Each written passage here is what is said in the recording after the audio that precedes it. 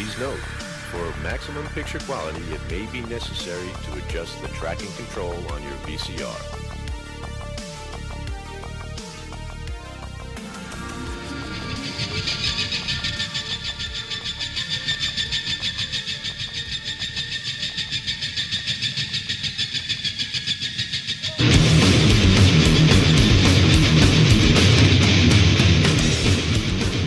We interrupt all radio and television programs for an indefinite period. Please keep your radio and television sets turned on. This is an emergency. I repeat, this is an emergency.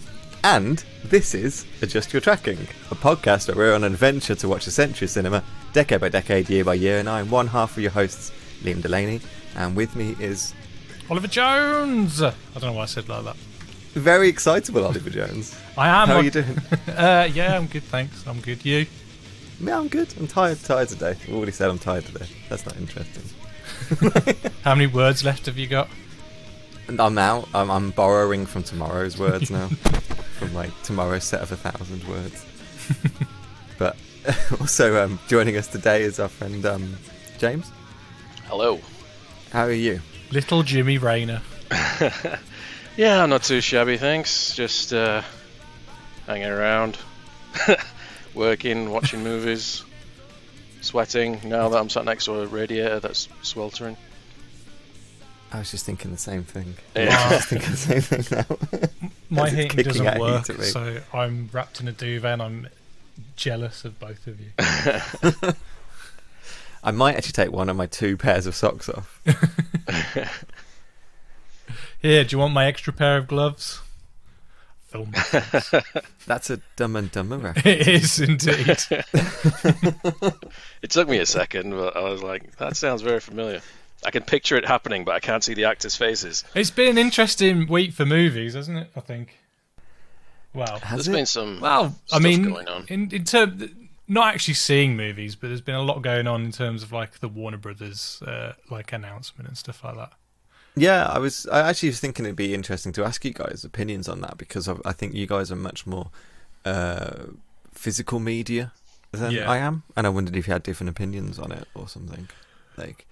So generally, what do you think about the Warner Bros. Deal or the kind of fallout to it, or James, do you want to go first? I can kind of see both sides to it. Like Warner Brothers and all the studios have got a big slate that haven't been able to release properly, so they've got to get it out there somehow, and it's not as if they're cancelling the theatrical release altogether. It's meant to be day and date, which as a strategy has been put forward for years, if not decades, about how to go forward as we're going into a digital economy and how people are consuming media. And Evil Dead came out day and date over here in 1983, released on video and in the cinema on the same day, and nobody's claiming that was unsuccessful. But on the other hand, I mean, Chris Nolan frequently annoys me with his with his pretentiousness about film and everything. But some other filmmakers have come out and said, like, we had back-end deals and profit participation and things like that, and going to streaming is gonna take a knock to that, and I can see where that's breach of contract and things like that. So I can see that point of view as well. But when it's like, we've got to preserve the theatrical experience. Well, hand wrenching. I'm like, grow up. well, like you, I can see on both sides of the argument. They're just sitting on these films, and they're not making any money by just sitting there doing nothing. But on the other hand, is it going to have an effect on cinemas? I know they're giving cinemas extra money, aren't they? Or they can keep more of the box office revenue, because normally it's like, what, 50-50 or 40-60 to the studio, whatever. And so now I think it's 60-40 to the cinema as opposed to the studio. Yeah, I think it's mainly to the studio over opening weekend, and then it kind of gradually moves into the theatre's favour. Because it's only for a month, I think, on the streaming service, and then it's just going to go back to the normal cycle, I think, for the film, I believe. So it's not like on there continuously forever. Right? Okay. And but the only thing I worry about in terms of like what Liam proposed about physical media is like, is this like nail on the coffin on Blu-rays and stuff if it's coming day and date. I mean, I don't think it is, but like, I mean, we've already like one of the biggest things for me on buying a physical media is like the bonus material, and you know that started to diminish now. Unless it's like a like an older film or like a prestige title or something like that. And then, you know, if you're looking at like Criterion films or even Arrow films, they're starting to go up in price, aren't they? So you're approaching like £30 for like just a DVD Blu-ray now, aren't you? I mean, Criterion's always been expensive. Yeah. Like, they've always been ludicrously priced. Arrow are kind of pushing the boat out more. They're doing these huge, like, limited editions, which is not just the Blu-ray, it's in a rigid box with booklets, and not just booklets, but like proper like books with hundreds of pages and things like that. So you can see why they're a bit more expensive. But this has been going on for ages as well. Like, studios barely fucking put the effort in for a physical release. You might have, they're all glorified promotional things. There's nothing in depth. It's just a 2-minute featurette about the visual effects, which is 70% footage from the trailer with a couple of talking heads in it. If you're wanting decent extras, you've got to rely on the boutique labels like Arrow and Criterion and Shout Factory and that kind of thing.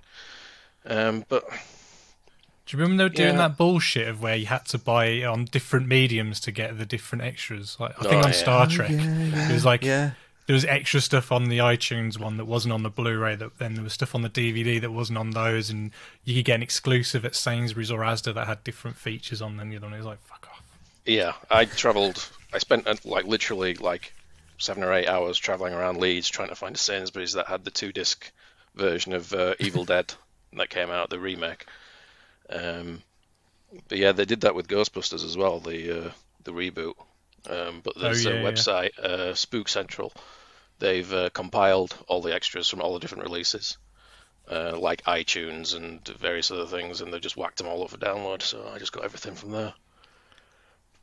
But going back to this like Warner Brothers thing and like I'm a fan of Christopher Nolan's work and stuff, but it did rub me a little bit the wrong way because all these filmmakers are very pretty privileged and they're getting to make multi-million-dollar movies. I don't know what they have to really complain about. Do you know what I mean? And it's like, regardless of however it's seen, I'm sure Warner Brothers will compensate them. Like, I'm pretty sure they've had to do that on Wonder Woman. They call it Wonder Woman money or something like that, where all the people with back ends are getting like big lump sum fees from Warner Brothers straight up.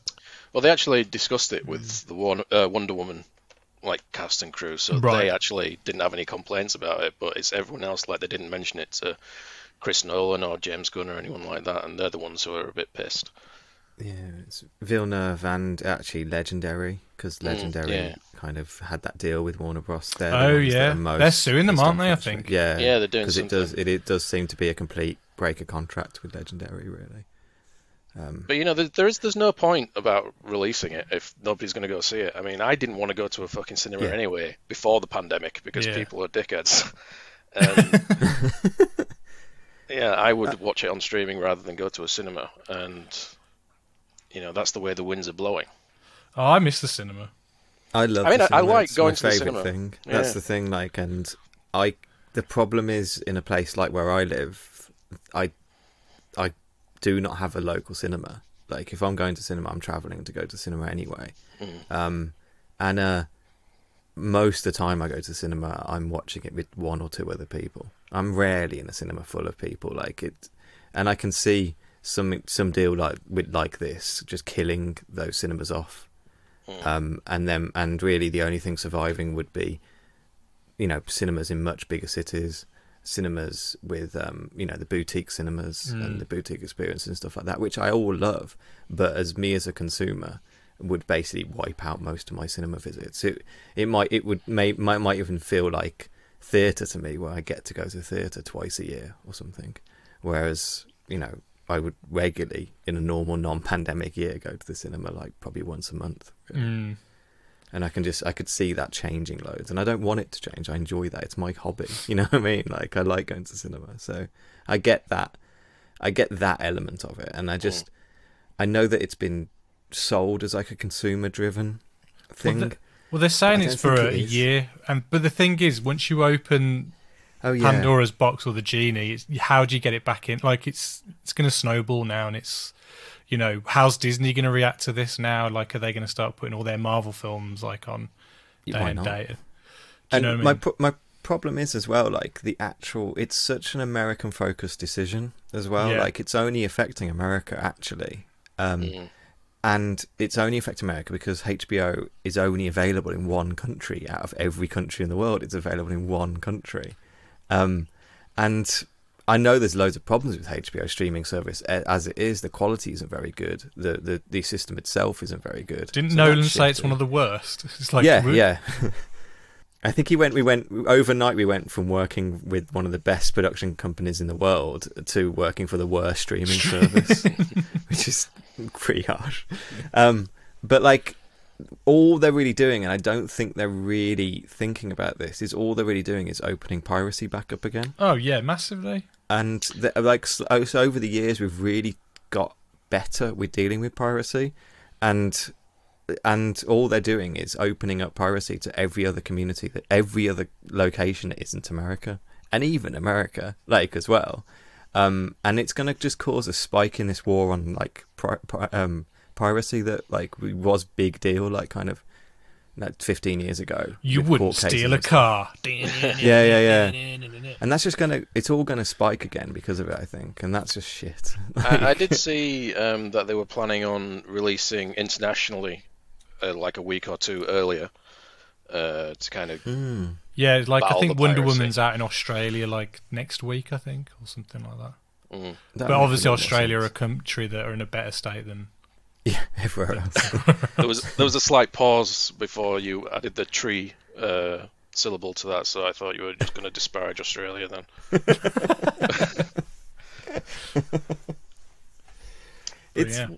It's a weird one. I understand it all. It just seems like I feel like a very cynical kind of deal they've made, which is, it's almost like the kind of the way music companies have made streaming about themselves rather than the artists. It feels like a similar sort of thing for like film. I was going to say, I don't think the idea itself is bad, but they could have gone about it in a much better way. That's involving the filmmakers of how they want to go about it, rather than just doing a tester with the Wonder Woman people and then be like, okay, we'll just apply this to everybody then. Would you reckon? Do you reckon they wanted to do this with Tenet originally or something, but Nolan was like, nope? I've got to imagine that's played into it in some way, because he's insisted on a theatrical release that's not done well, or as well as they would have hoped for. So I imagine that's been a huge decision in this, or a huge part of that decision. I find it funny when people say it flopped, and I was like, you can't say that it's flopped, especially like given not this year. Yeah, it's like, come on. It's weird. I feel for Nolan in a way, because like he is a guy that loves his kind of, you know, IMAX and projection and stuff like that. He is obsessed with that kind of filmmaking, and you can't replicate that at home. Like it isn't the same thing. It's, you know, as James was saying, get over yourself a little bit. But like, but like, I do get it that it would annoy him, because it's like not what he does. You know, like he doesn't make a Netflix TV show. You know, like he does something different, and I kind of get his annoyance at it. Yeah, but them's the breaks in a pandemic.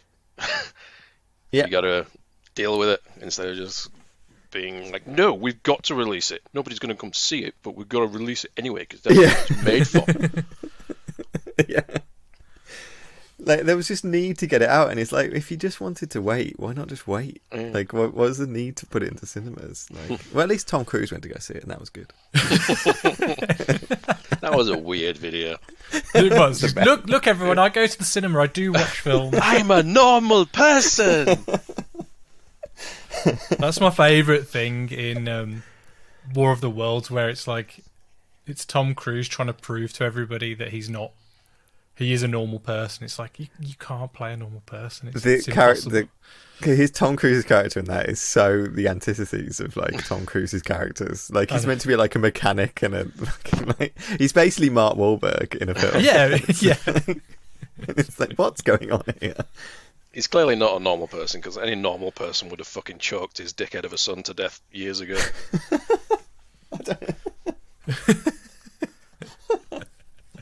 Is that the kid who runs off and then all of a sudden at the end of the film he's at home already, and you're like, you little what a beautiful reunion. It's like, no, he should have fucking blown up and had his blood sucked out and sprayed everywhere. Oh, Yep. No, that's my main takeaway from War of the Worlds. I can't remember anything else. Oh, James, that's what I wanted to ask you one thing. What do you think of the new casting of the Toxic Avenger? Peter Dinklage. Yeah. I'm down with that. I think it's fun. Like, I've seen a lot of people going, not my toxin. I'm thinking, really, you're going to die on that hill? Is that where you're landing? Yeah. And then, like, I've seen people that, like me and James are friends with, going, I wonder if he's going to be the Toxic Crusader before he becomes the Toxic Crusader, or the Toxic Crusader afterwards. I'm like, he's going to play both of the parts. Like, what the fuck? What? Like, they were going to say, is he going to play the part after he's mutated? And I'm like, that's horrible if that's what you're going at. Or is he playing the pre-mutated part? I'm like thinking, he's just going to play the guy that becomes Toxie and Toxie. Like, yeah, it's people are crazy online. Like, anything to do with any film that they watched as a child is sacred and cannot be questioned in any way. The fucking Toxic Avenger. But is it going to be a I trauma? remember the Is Toxic it a trauma Avenger. film? I honestly think I know it from like the kids' cartoons stuff, Oh, and the the Crusaders figures and things, Toxic. and the video games and stuff. Like, I might have seen the Toxic Crusader, but that's like Toxic Avenger. Sorry, but I don't remember it, if I'm honest. It's to that really, point of like one of the big plot lines in it, if I remember, was there was these like the people, because basically it's all set around a gym, and like he's the janitor at the gym. yeah, And they're like all the cool people like mocking and stuff. But the cool people as well, they have this thing where they just drive around running people over. It's really weird. Yeah, they run over a paperboy's head. what? I need to Yeah, watch it's like RoboCop and Rambo. Like, for some reason in the 80s they thought, let's take all these massively inappropriate films and make kids cartoons out of them. Yeah. Which is such a weird trend that I kind of wish they'd bring back. I kind of The Hereditary animated series. Yes, absolutely. Antichrist. Of the That should be in stop motion, that series. Yeah? Yeah. What, like by Aardman? Mm. Oh, can you imagine like a wide-faced Flushed Willem Dafoe away. getting his dick stamped on? Maybe you have to think about how you'd make it into a kids version, like Gummo, the kids animated series, or something like that, or like, I don't know. American Werewolf in London, but it's like Dog Loves Books, so it's just a werewolf going on adventures in various different locales or something, or like Go-Jetters. There was a Teen Wolf cartoon, I think. Was there? Yeah. Was there? Yeah. There's a Men TV show. But... Yeah, there's like the MTV one, which is kind of like what, Dawson's Creek or something, but Yeah, just a modern teens, like young adventure kind of thing. Like, so Liam, you watched anything this week? I've watched a film that should become a cartoon for kids. Actually, What's that? I watched the remake of Willard, the rat movie. Oh yeah, Crispin Glover. Crispin Glover, yeah, and that thing slaps. Well, I really loved it. Really enjoyed it. I've heard good things about it. I haven't seen it. Is the Michael And Jackson if- song in the remake? Yes, It is. yes, it is. It's like, so if you don't know, Willard, horror movie from 1979, I think. And it's about a really awkward boy called Willard who ends up getting a load of rats in his home, and he makes friends with one of them called Socrates, and they form a really close bond, and he starts using the rats to kind of get back at the people that bully him and stuff. However, at the same time, there is a leader of the rats, like a big gross rat, that starts kind of trying to take Willard's like control of the rat kingdom away, and he's called Ben. And if you don't know, the sequel to Willard is Ben, and it's about after the end of Willard. It's about Ben going with another boy, and they start a team up together. So God knows why this Michael Jackson song exists in horror films. I do not understand it at all. But the end of Willard, Crispin Glover sings Ben in the like the credits. Ben, like, the two of us need look good. no more. No We more. both found what we were looking for. Yeah, it's got like Arlie Emery in it and stuff, and it's just I just had a great time with it. It was really good. And Crispin Glover's always interesting to watch. Like he's always fun on screen. He's mental in a really good way. Like so. Yeah, I've got the soundtrack, but I've never seen the film for the remake. For the remake, Yeah, I don't know. It's a good soundtrack. That's a good choice. Shirley Walker, who composed for Batman the Animated Series. Oh yeah, R.I.P. Also, Memoirs of an Invisible Man, Oh, the John Carpenter film. Yeah, I love that film. that was one of my favourites as a kid. That was. Yeah. Yeah, me too. I used to watch it tons. Like, I've never met anybody who's even heard of Memoirs of an Invisible Man, let alone two people who like it. Yeah, but you're talking to two of the people who love I John know. Carpenter as much as you do. So. I know, but it's just weird. Like, we might have talked about it on Facebook, but I've never actually spoken about it in person to either of you. And just hearing another human Sure. being say, I liked Memoirs of an Invisible Man, was just really jarring to me for a moment. I mean, it's the one that deviates from the source material the most, isn't it? I think. I've actually got the book, but I've never read it. I guess It's it like does 500 the pages most. long. It's. I don't really remember the book, if I'm honest. I know. So hang on. So this is nothing to. So Memoirs of an Invisible Man is nothing to do with the Invisible Man, like as in the Universal and that original story. No. Oh, it's not. Okay. Well, in concept maybe, but not part Oh, I of the didn't know official that. franchise, no. It's not part of the Dark Universe. No. Who was meant to be the Invisible Man in that version? Johnny Depp. Yeah, I Was was it gonna say. Johnny Depp? Yeah. Which would have been a great casting of the weird, kind of abusive, rapey memoir of the Invisible Man. Have you seen the new one, James? No, it's been on my it's been high on my radar since it came out, but I haven't quite got around to it It's yet. really good. Honestly, it's really good. Yeah, it's definitely worth watching. I've been planning to watch Anything else, Liam? Upgrade as well, the other Lee Wanell movie. Yeah, That is just a came out hell of on a a- lot of fun. It Yeah. is such a lot of fun. there's a nice snazzy Blu-ray that just came out in the last year or so. Oh, that nice. I've been eyeing up, but again, me I haven't and quite pulled the me and a trigger. friend put it on when we were. So me and my friend put it on when we were hungover, and we didn't really know what to expect, and it was a lot kind of more visceral than we were expecting, but like in a really good way. Like it's really hard hitting and really fun, and I really had a good time watching that actually. Is that a Blumhouse as well? I believe so. I don't know. I'm not sure. I have to look it up. Yeah. But yeah, it's really good. I watched First Cow this year, the 2020 film. Oh yeah. Any good? It's wonderful. I loved everything about it. Like I absolutely, like for me, it's like a perfect film. Like it's so it's I told you I've used my words today. A Kelly Reinhardt film. If you know her films, she often does these kind of quieter, kind of character study kind of films. She does a lot of films set in the kind of Wild West pioneer era of America as well. But she kind of has this way of kind of placing different kind of types of people at the front of her stories and things. She also got a great film called Night Moves, which is about like environmental like terrorists.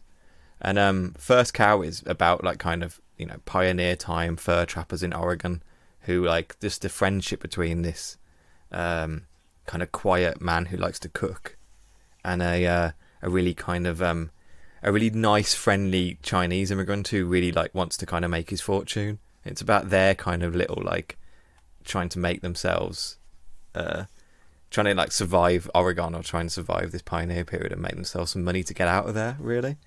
And in it basically you have the story of the wealthy landowner getting the first cow in the territory, and they start using the cow's milk to try and make more money, like stealing milk off the cow basically to kind of make their fortune. And it's It's brilliant. I loved the tone of it. I loved the look of it. I loved the kind of mood of it. Like, it's a very quiet film, very nice, like kind of thing. I was just in love with it all the way through. Honestly, it's probably my favourite thing I've watched this year, actually. Oh wow! So like, yeah, I really recommend it, actually. I thought it was about a cow who became president. Well, I look forward to the sequel, Second Cow. Like, pretty exciting. The farmyard sequel to First Kid. Disney. Is Sinbad in that? I think so. Yes. I haven't Mandela affected it, and he is actually in that. He's in some films. It's not Shaquille O'Neal. Or whatever his name is. Oh, the poster for First Kid is amazing. I just picture him with sunglasses, like looking down. Is that right? Yes. Yes. Yeah, looming over the White House. He had a stroke recently, didn't he, Sinbad? Did he? Like a couple of weeks ago. I remember it being on the news. Oh, no way. I think he's doing okay. I think he's doing fine. I think rest it's all up, good Sinbad. Sinbad. Yeah. We need that Kazam sequel. Wasn't he in some? He did something where he referenced that joke, or it's in some... Oh, really? I think they did like a Funny or Die type video. Is that what it was? Like a trailer for it or something. Got you. I don't know. It does sound familiar, like he's acknowledged it in some way. Have you watched anything, James? I've been catching up on the oeuvre of Arnold Schwarzenegger. Oh yeah, Awesome. Yeah, I missed a bunch of his latter day films, so I watched The Sixth Day. Is that the one with the two Arnies? Yeah. Yeah, I've seen that one. I quite enjoyed that. Like, I didn't realise it was a PG-13 film, so it felt kind of lightweight. Like there's a few cutaways from like wounds or violence that I was because that's for. kind of the era when he was doing like Batman and Robin and Jingle All the Way and stuff like that. And then like post Junior, really, isn't it? When a lot of his films were marketed much younger, he'd become this kind of like more of a younger kind of icon or something. Yeah, I mean, I thought it was a bit more extreme because the one clip I've seen of it is, it's a shame you didn't clone yourself so you can go fuck yourself. So I assumed it would be more along those lines. But that was their one solitary fuck in the film. Was that actually theatrical released here? If I remember, I just remember it like being on video straight away, or like that other one.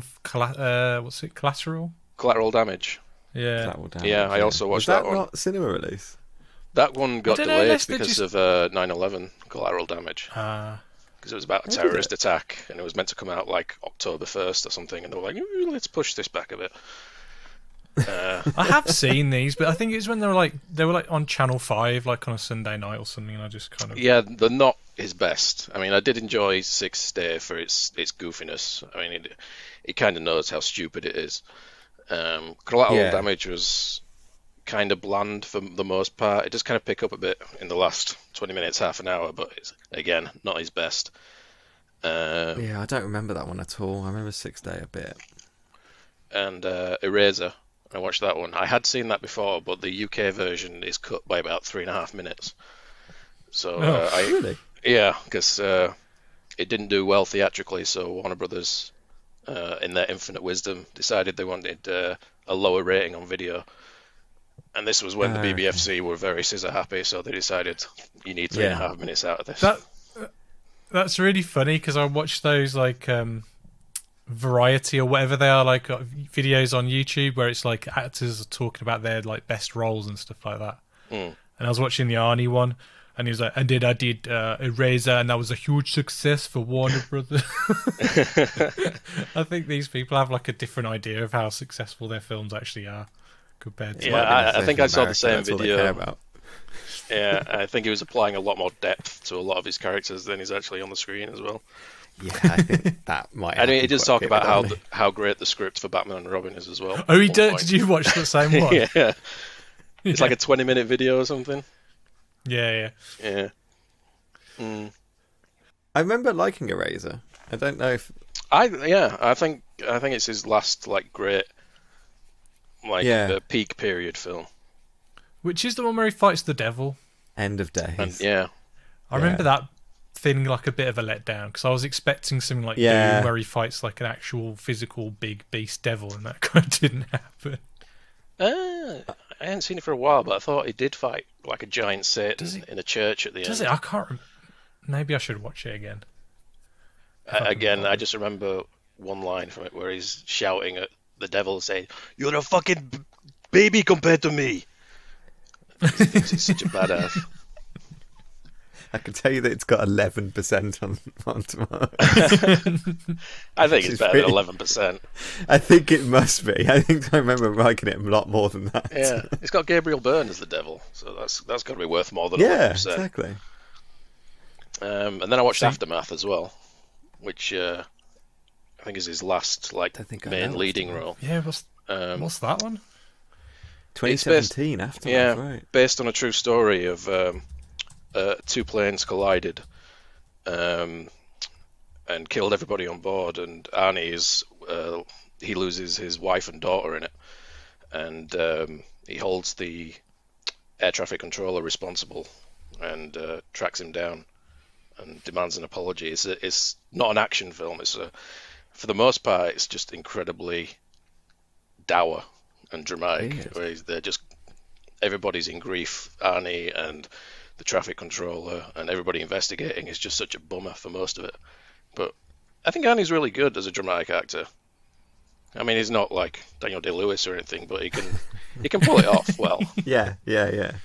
I think the key with Arnie is just get less is more from him. So I think because he's got such a presence, like physical presence, if you just kind of give him less to say, he can probably do a lot more with that, I think, than if he actually has lines and stuff like that to get out and stuff.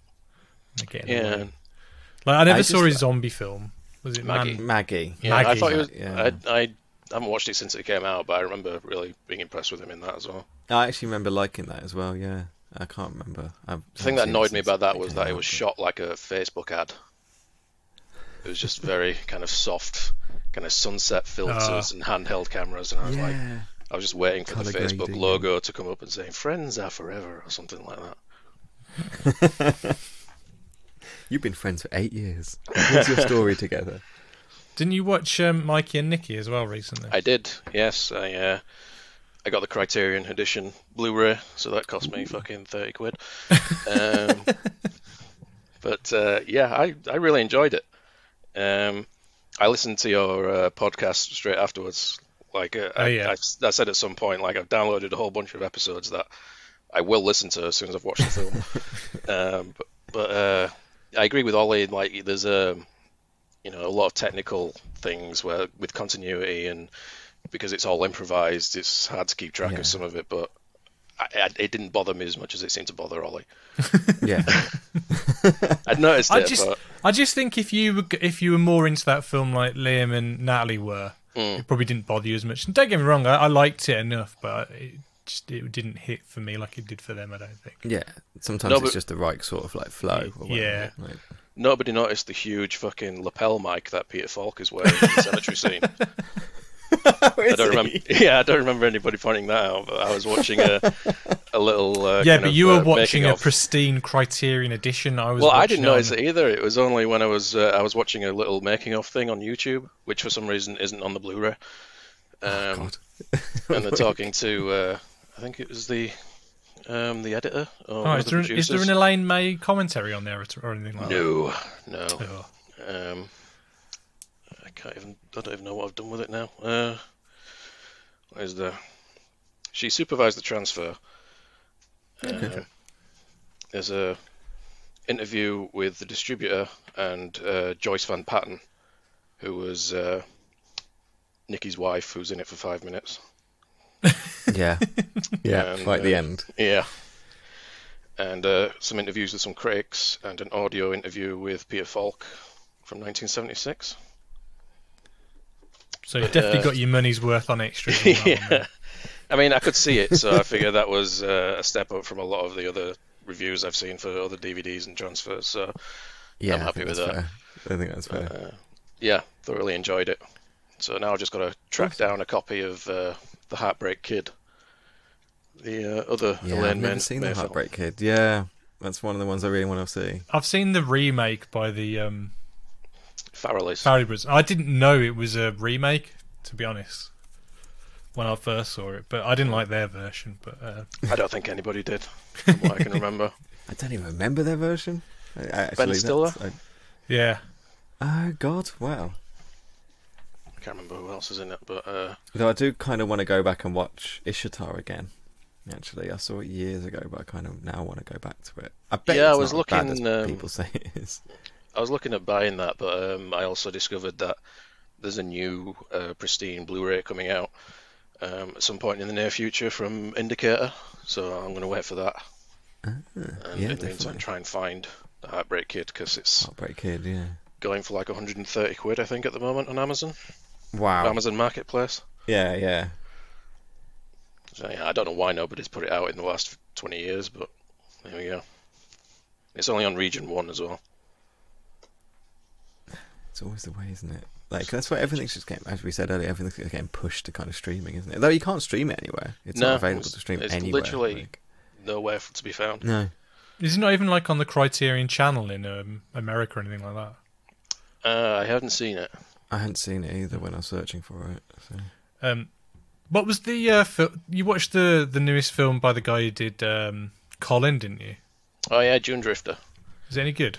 It is. Yeah, I saw it a few weeks ago actually, because it was playing at the Leeds Film Festival, and they had an online screening room type thing where you could stream it. So I did that. So I picked up the DVD when it came out. So what's that about then? It's like it opens very Star Warsy. There's like a group of, like a squadron going into battle against this unnamed enemy that's attacking this huge ship, and they all get wiped out apart from one that gets shot down and crashes on a planet, and their life support is running out, and the ship is totaled, and then another enemy ship crash lands on the planet as well. So they've got to try and avoid getting killed by the enemy and try and steal some parts from their ship to get back home. Okay. It's what's that called again? Dune Drifter. How does it look visually? Like, 'cause, you know, obviously Colin's famous for like costing what, like £400 or something like that. Oh, that's like 10 times the budget that it actually was. It's like £45. What Colin was? Yeah, I think they bought a crowbar and like a few packs of crisps and biscuits for daring. They kind of don't count they don't count the cost of the camera though that they use, or the computer they edit it on and stuff. Well, like if you've already got all that, then you don't need to count that. I wouldn't include that. So, what was the budget on June Drifter? Like, does it look good? It looks really good. Yeah, I mean, they shot it in Iceland for the alien terrain. And like Prometheus. Yeah, it looks really good. Like Mark Price, the director, he's got a kind of very distinct style, a kind of I won't say documentary style, but it's very like urgent. It's handheld. It's quick cuts. It's it really adds to the energy of it. Say that the budget was apparently 100k. Okay, that's only it estimated. definitely looks more like 100, like more than 100k. Yeah, but yeah, it's a really good film. Thoroughly recommend it. There has been a snafu on the DVD, at least for the UK release, because the distributor has made some semi-authorized edits to it, because they thought the beginning was too slow, there was too much exposition, so they cut like 5 minutes out of it, and that's the default version on the DVD, when it should have been like an extra. So they're giving you both versions though.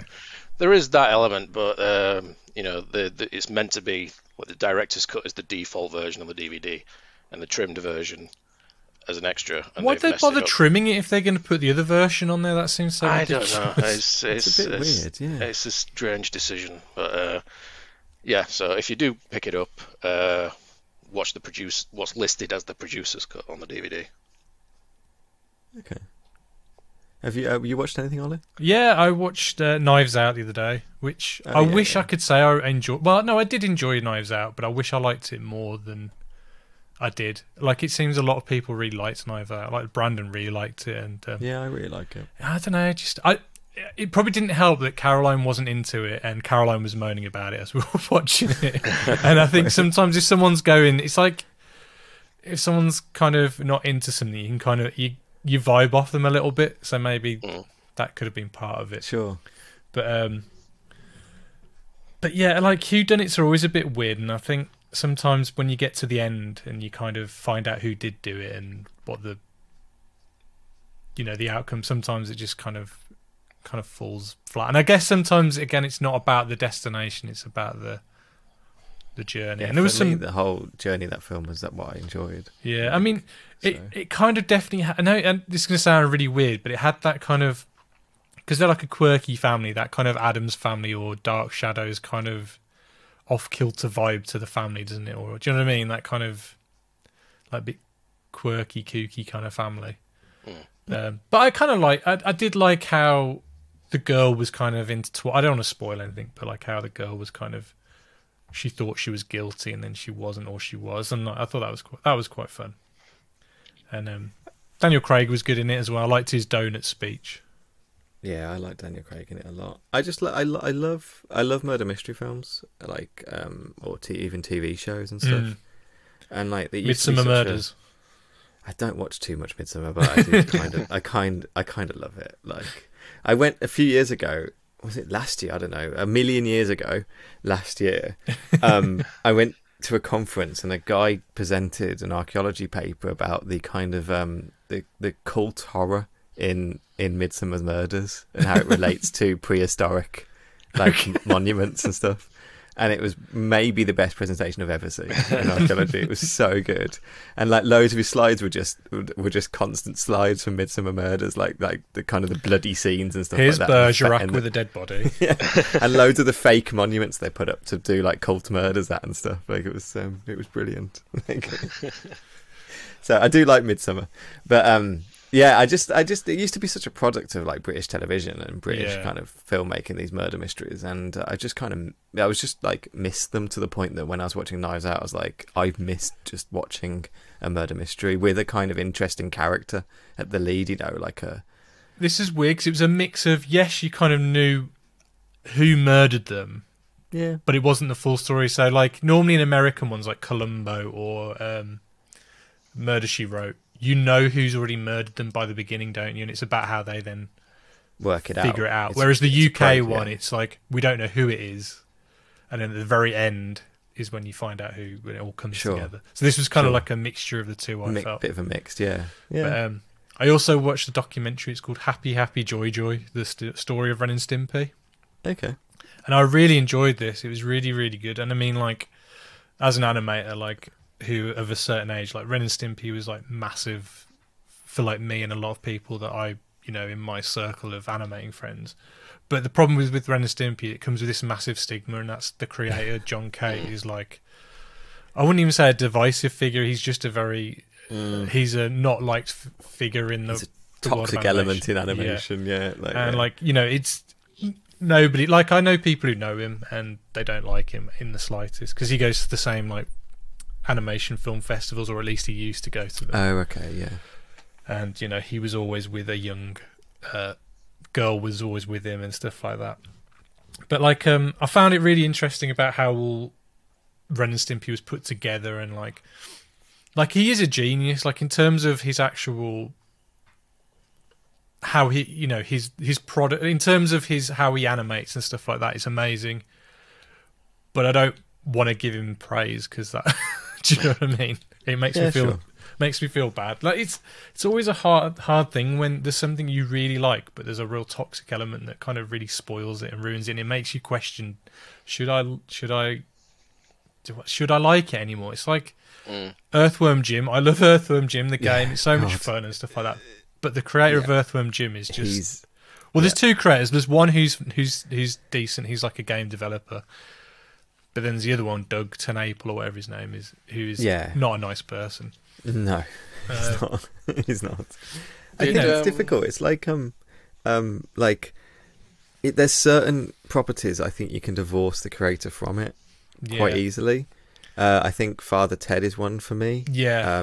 Graham Linehan, I don't, it's difficult to even say how much of a contribution he makes to stuff when it's a team of writers. Same Black Books, and you can see the kind of you can see the difference between Black Books, Father Ted, and the It Crowd, depending on like the It Crowd is all Graham Linehan, but the other ones aren't. So I think it's sometimes easy to just kind of take away that kind of character from something you like. But there's stuff like Harry Potter, where it's so intertwined to the creator, to the point when someone like JK won't even, like, she doesn't let the property go. Like, she'll make sure she's tweeting constantly, telling you like wizards shit on the floor and stuff like that, like, or this character was gay or whatever. Like, she doesn't let the property just live as her work. And I think at that point it's difficult to divorce out the creator, really. I mean, and it does help with Ren and Stimpy that he got fired. Yeah, I mean, that's quite interesting how he got fired, and like, how insane he was. Like so the episode would be finished and it would be about to air on Nickelodeon, but then he'd take it and he'd reanimate over the top and stuff, like crazy insane stuff. Like, he couldn't let go of his work, and they had to, like, he wanted someone who could physically just prise it out of their hand, but everyone was scared of him because he was such a kind of like he was just mental, like, for a lack of a better word. Like, he was just insane. Like, and it seemed like people kind of worked, like, he tortured people he worked for. But like, I think these people were so they called it the cult of John Kay, and people were so, they admired him so much because of how talented he was, that they wanted his approval. So they'd work like they'd work these insane hours and just be like, he'd tell them they're a piece of shit and stuff like that. And he was just horrible to them, but yet they were all kind of, I don't know, caught in this like little bubble of web, because what they were creating was really unique at the time. Like, you had cartoons were around that time were just made to sell toys, whereas this was a cartoon that was about the love of animation. Like, every single, like, it wasn't just, okay, draw face number 1 here, draw face number 2 here. Every face was different and had to, it was an animation. Like, if you're an animator, that's your dream, to do this kind of project, because it's so out there, and it was putting the animation first, and the character, and that before anything else. And obviously, like, if as an animator, that might have been the first time anyone had asked you to do something that's so much about your, your craft or whatever what you do. So that probably did make them quite obsessed with this, trying to make the show as great as possible.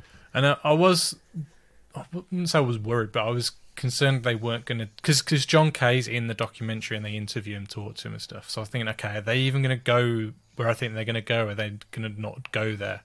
Yeah. But no, they go there and they talk about how, he pretty much had like a through kind of like letter correspondence with a 14-year-old girl. And by the time he went to visit her before she was 15 or 16 and stayed with the parents. Then she went to go live with him and stuff like that. It's completely messed up. And how he's not in jail, I have no idea. But like, and I'm surprised they went there. And like, the documentarian on the film was like, what would you say to her now? Because she's come out saying she's horrified by the things that he did and stuff like that, and ruined her life and stuff. And of all the things he said, he never said, "I'm sorry." Do you know what I mean? He's just but it's a good documentary, and I recommend watching it. But then the other thing I watched a finished series 1 of The Mandalorian, which is it's all right. like spoilers. So if anyone wants to watch The Mandalorian and hasn't, just skip ahead a little bit. But like, they reveal him at the end of the last episode of the first series.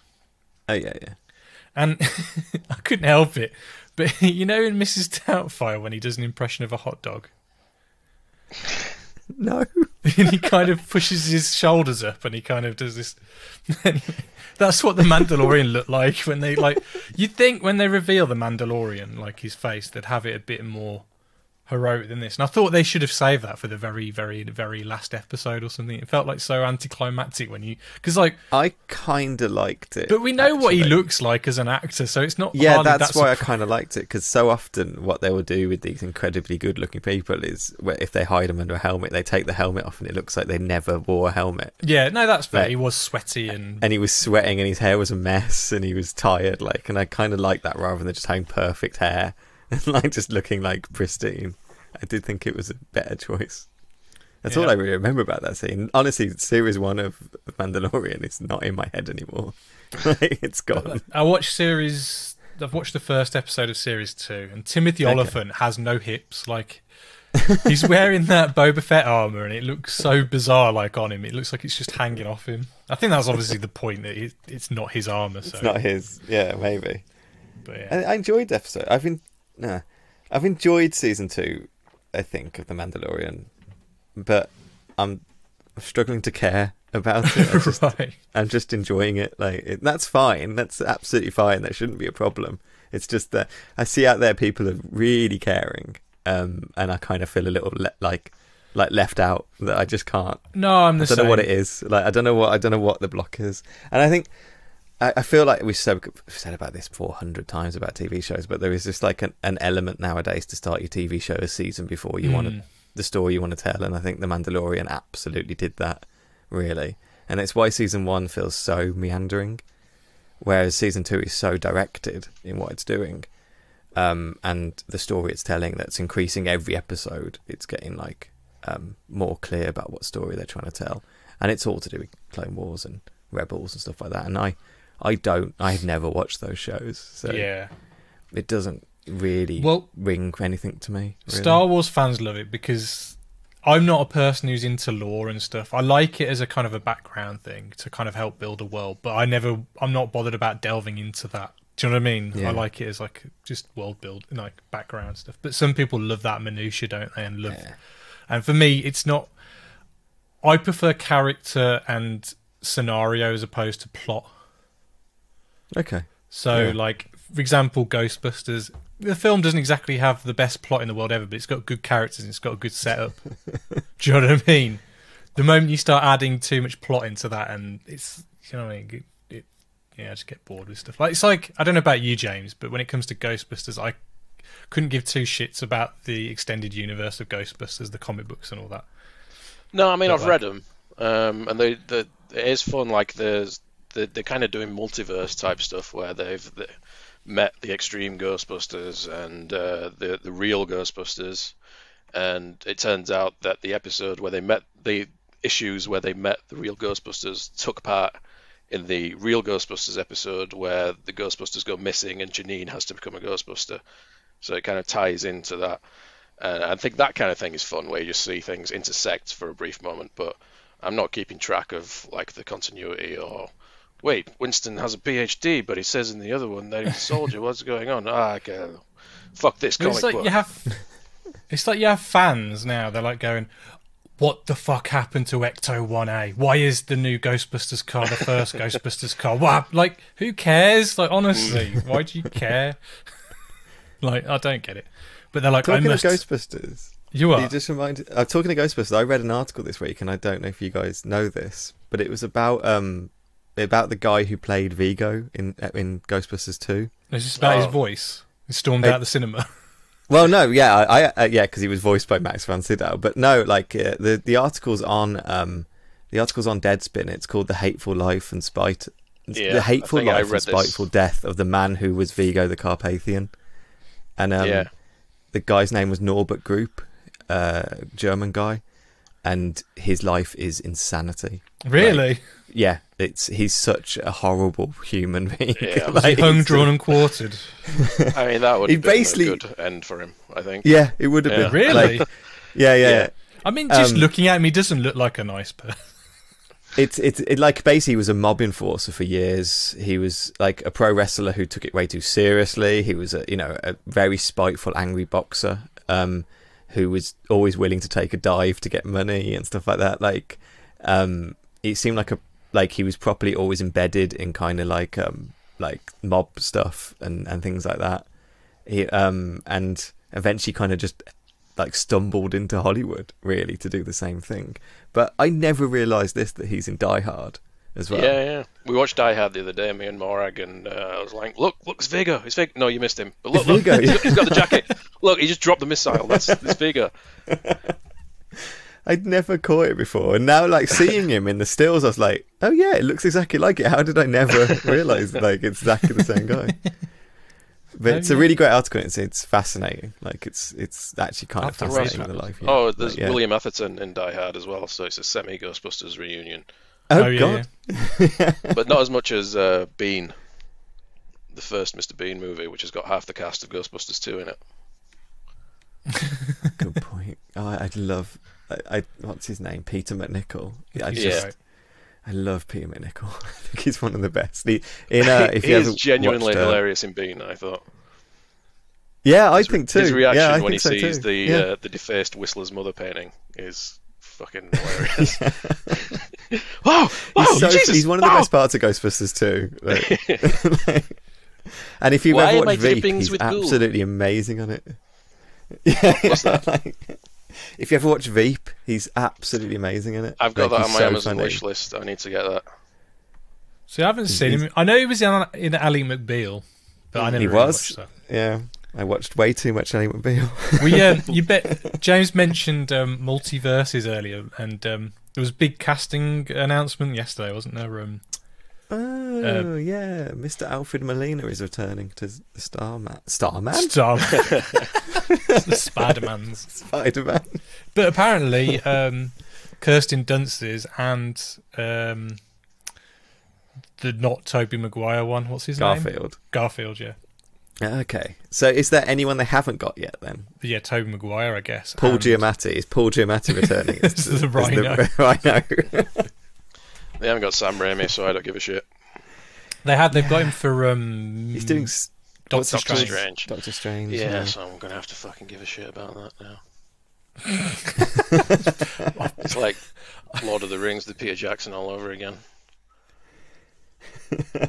Talking to Peter Jackson, have you guys plans to get the 4K for Lord of the Rings? That is he just released it, or is it coming out soon? I want it, but it's very expensive. In the US. Yeah. Probably I know there's some controversy over that, but I was looking through the.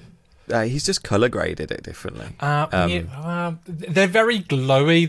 I don't know if you can take that away from them, but I agree. I think that's basically what he's done is reduce the kind of that like really washed out glow, especially on The Hobbit. There's way too much of it in that. But the fans are a little bit up in arms about it. But I was looking through it going, I think I prefer the 4K one.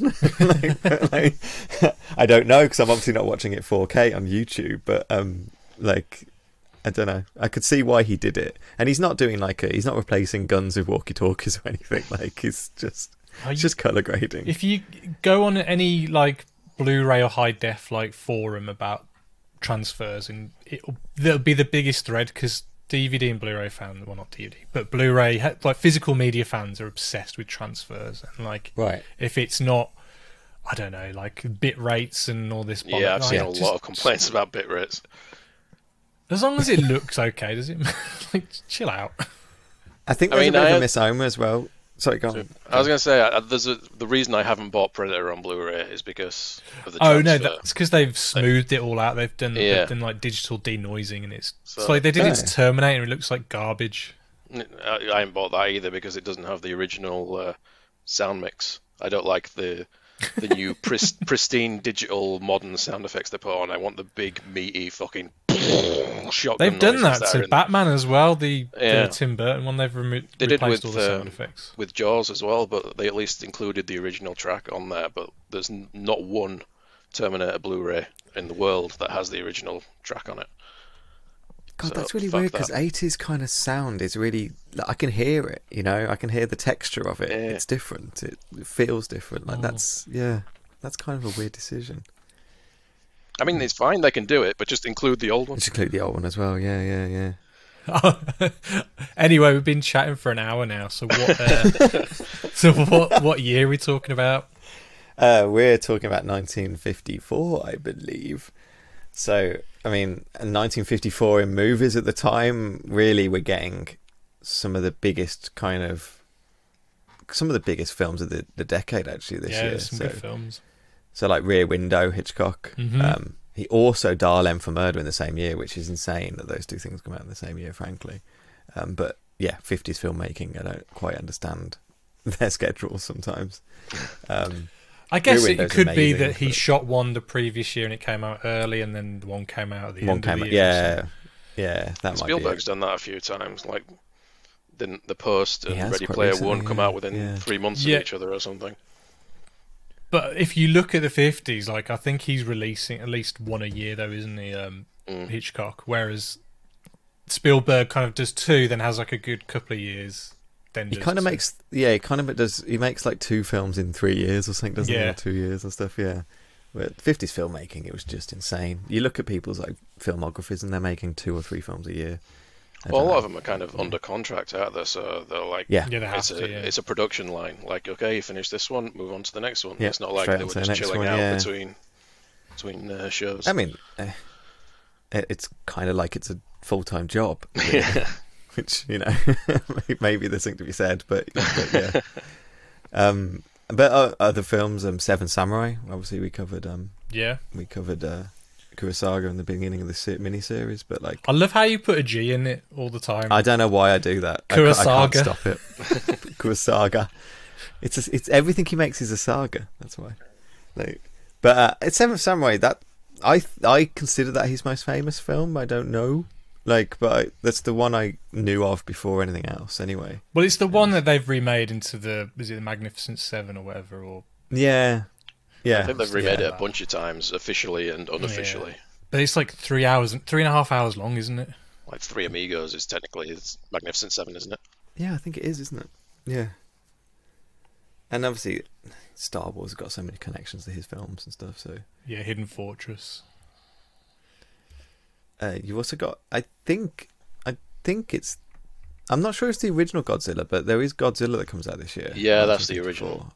Yeah, it is the original. Yeah, I wasn't sure if there was an earlier one or not. So, the original Japanese version came out in '54, and then it made its way to the US in '56, I believe. So that's ground zero for Godzilla. Ground zero for Godzilla as well, which kind of relates to really the film we're doing this week as well, like, and similar sort of themes that are explored and stuff. And I think in very different ways. Very different ways, yeah. And I think it's worth mentioning as well that this year, because we are talking about horror, is the kind of the last of the Universal monster movies come out with Creature from the Black Lagoon. Yeah. And it's that properly that kind of, even though like it's really like horror changes in the 1950s at this point, and it's kind of key that like it's kind of like sympathy that it comes out in the same year as them, I think, with like this kind of crossover from, you know, the kind of 30s 40s horror was almost like fairy tale horror. It was, you know, really based on like German expressionism, really, and moving forward with that, and kind of then after kind of World War II, no one was really interested in watching those kind of horror films anymore. And I think it took kind of horror a little bit of time to kind of find its feet, and in the 50s it finds giant bug films, basically. Yeah, because I think the year prior was the not Harryhausen, but Beast from 20,000 Fathoms, which... Beast from 20,000 Fathoms, yeah. Any other films you think from this year, Will? Yeah, Hobson's Choice, David Lean's a good one. I really like that one. Yeah, it's really funny, actually. What else is there? There's the Kirk Douglas is it the Disney one, the 20,000 Leagues Under the Sea? Okay. Yeah, that was like, but that's crazy. Like, if you look at that, like, that has like big monsters in it. It's got the big tentacle fight in that as well. Yeah. But obviously, their emphasis on that film is more the actors and the people they've got. That's where they spend all their money, is like on the set. Do you know what I mean? It's like in comparison to what we're talking about, where all the money probably went on those bugs. Yeah. All the money on this went on Kirk Douglas and. There's some of the big actors in that as well, isn't there? There's James Mason as well, and Peter Lorre. Yeah, sure. I seem to remember Seal being in that. He made friends with a seal or something. I think you said Seal. I was like, what do you mean? As in, like... Yeah, I was thinking that as well. Yeah, I'm going through the films of 1954, and I think Godzilla is the only one that's popped up on my radar. Have you watched the first Godzilla in a long time, or got any memories of it? I feel like I should rewatch it. I've got no memory of it at all. I feel like James has got that massive box set. I do, yeah. Laura got me it for Christmas. It's bigger than year. Godzilla himself, I think. There is no decent way to store it. Like, it doesn't fit on a bookshelf. It doesn't fit on a DVD shelf. It's just kind of perched on top of a bunch of other shit on the top shelf. But yeah, it's pretty. Would you go custom case route? Yeah, I mean, I like the Shout Factory ones where it's just a big box with individual like cases inside. That's my ideal box set, not this fucking huge book monstrosity with the discs embedded in the pages. Which I almost had to I almost had to get a fork to pry out fucking Godzilla versus Mechagodzilla. But yeah, I'm just looking at it now. Though it does look beautiful, though. It is. I mean, graphics wise, it looks amazing. The artwork's really beautiful, and the films are immensely entertaining, but fucking annoying as an actual object. But yeah, a few years ago, it's like 150 quid if you want to buy it. Anyone? Yeah. It ain't cheap. But yeah, the first one is massively different to all the others. Like, they do eventually just descend into like SummerSlam and WrestleMania of like monsters just fighting each other. But the first one is an incredibly like downbeat and dour film because it is about dealing with like nuclear attack and the fallout from that. Sure. Yeah. So it's got a very downbeat tone and like a tragic love triangle subplot. It is an amazing film though, and the effects for the most part hold up. Cool. Great music, Akira Ifukube, which they're still using. It was used in the last American one, King of the Monsters. Huh? No way. So yeah, like I say, that's the only one that's on my radar from the list of 1954 films. Oh, I think I'm going to try and watch Godzilla this week then, actually. I always liked Toho's reaction to the first Godzilla remake, because they were kind of really angry, weren't they, at first? And then they watched it and they were thinking, well, this is nothing like Godzilla, so we've got nothing to really worry about now. Yeah. Well, totally. Somebody was pissed off because they put that Godzilla into Godzilla Final Wars. Oh, doesn't he get like completely pwned straight away? Yeah, like Godzilla is going around the world fighting other monsters, and he's for some reason he fights the 1998 Godzilla in Australia, and all the other monsters are like full-on brawls that last like 5 minutes, 10 minutes, and he gets to the American Godzilla and he just fucking like tail whips it and just immediately knocks him out, knocks him into the Sydney Opera House, and it explodes. Barely worth the effort. So somebody wasn't that too impressed. American remake is the weirdest remake. Like, it's like they threw everything out about the character of the film or everything to make that film. They just wanted to make a Jurassic Park. That's what they wanted. Yeah. Like, well, Roland Emmerich has said that he didn't give a fuck about Godzilla. He was offered it and he wanted to make a giant monster movie, so he just kind of molded Godzilla around what he wanted to do. And what he wanted to do was really boring. And what he also wanted to do was cast half of the actors from The Simpsons. Oh yeah, it's true. And Matthew Bloody Broderick. Matthew Broderick, action star. Well, he had the ending of Ferris Bueller to, show off his action credentials, running in slow motion, jumping over stuff, diving over fences. Sorry, I'm just getting a bit of lag, I can tell. Okay, yeah. Guess we'll talk about them. So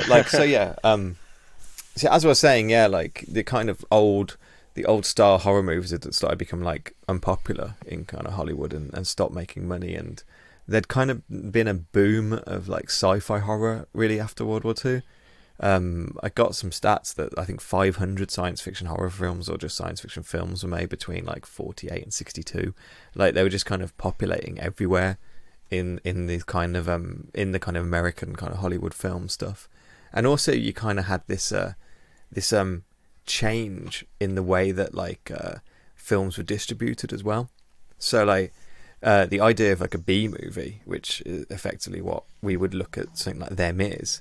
B movies used to be a thing, and it wasn't until the 1950s where they stopped being a thing. Like double features stopped being an element of like theatre going experiences in the 1950s.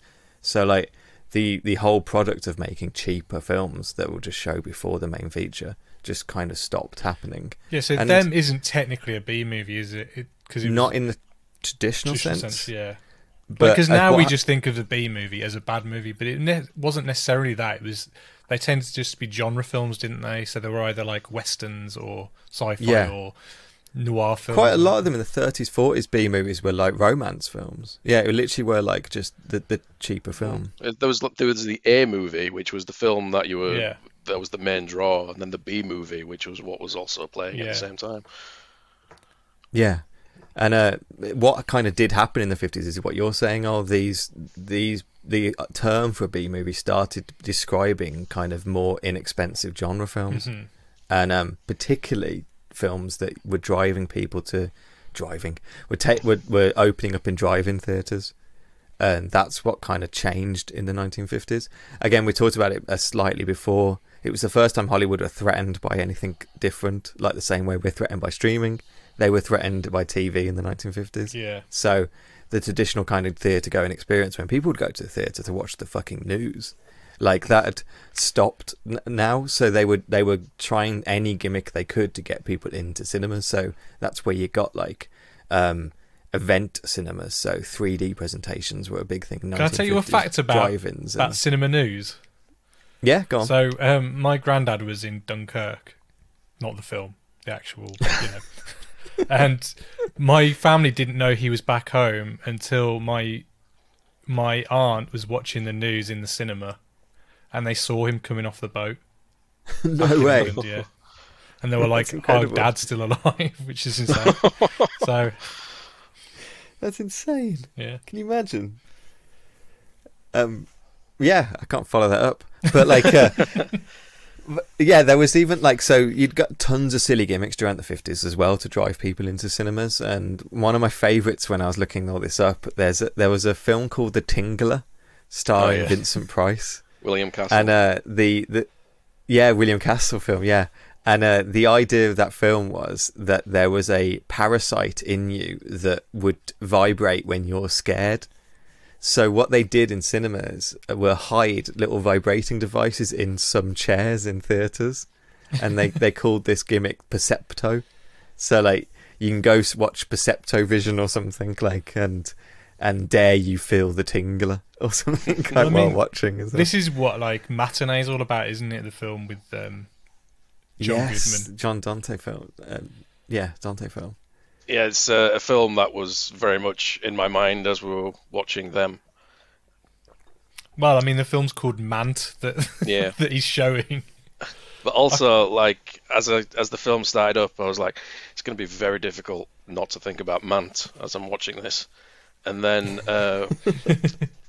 William, what's his name now? William Gayshit or something like that. William Shallot, sorry. He's in like half of Joe Dante's filmography, and he is in Mant as well. He plays the dentist who gives the guy the radiation that turns him into Mant, and he's the ambulance driver who's dealing with the little girl at the beginning. Yes, so, right, that didn't help with the Mant comparisons. I looked him up. He's got like 230 credits. Anyway, yeah, I never said this week we're watching them.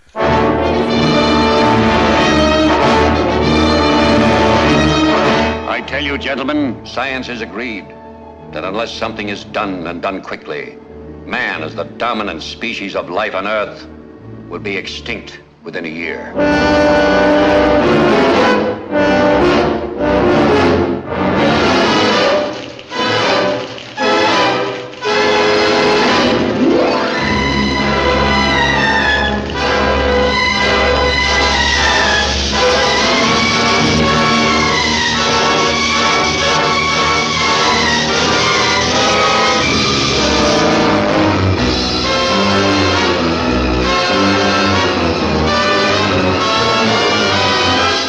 direction of the President of the United States, stay in your homes. I repeat, stay in your homes.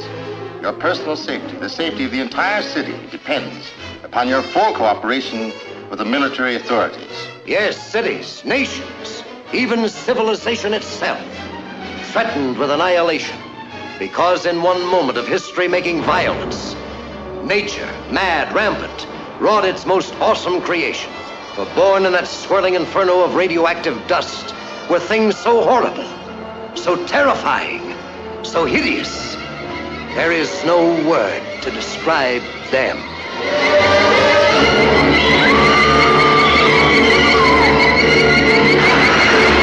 We may be witnesses to a biblical prophecy come true, and there shall be destruction and darkness come up in creation, and the beast shall reign over the earth.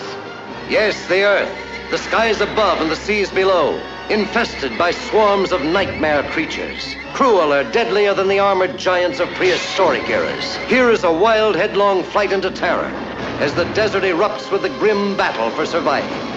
Here is a fear-frenzied moment of suspense as mankind totters before a thing that multiplies faster than it can be killed. Here is a desperate plunge into the black depths of the earth, where human courage challenges the brute force, the slashing jaws, the poison fangs that guard the subterranean nest where the beast spawns its terrible progeny. To all units, condition red, drain 267 is the target area. Repeat, condition red, drain 267 is the target area.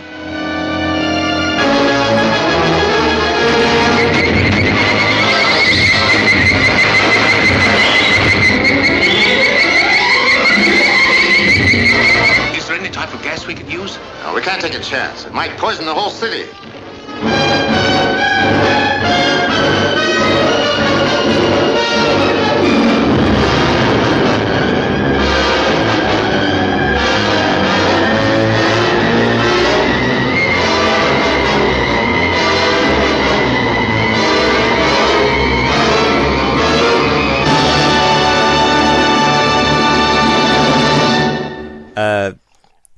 It's directed by Gordon Douglas. It's very simply a nest of giant irradiated ants are discovered in the New Mexico desert, and it becomes like it becomes a national threat when two queens escape and they're establishing new nests.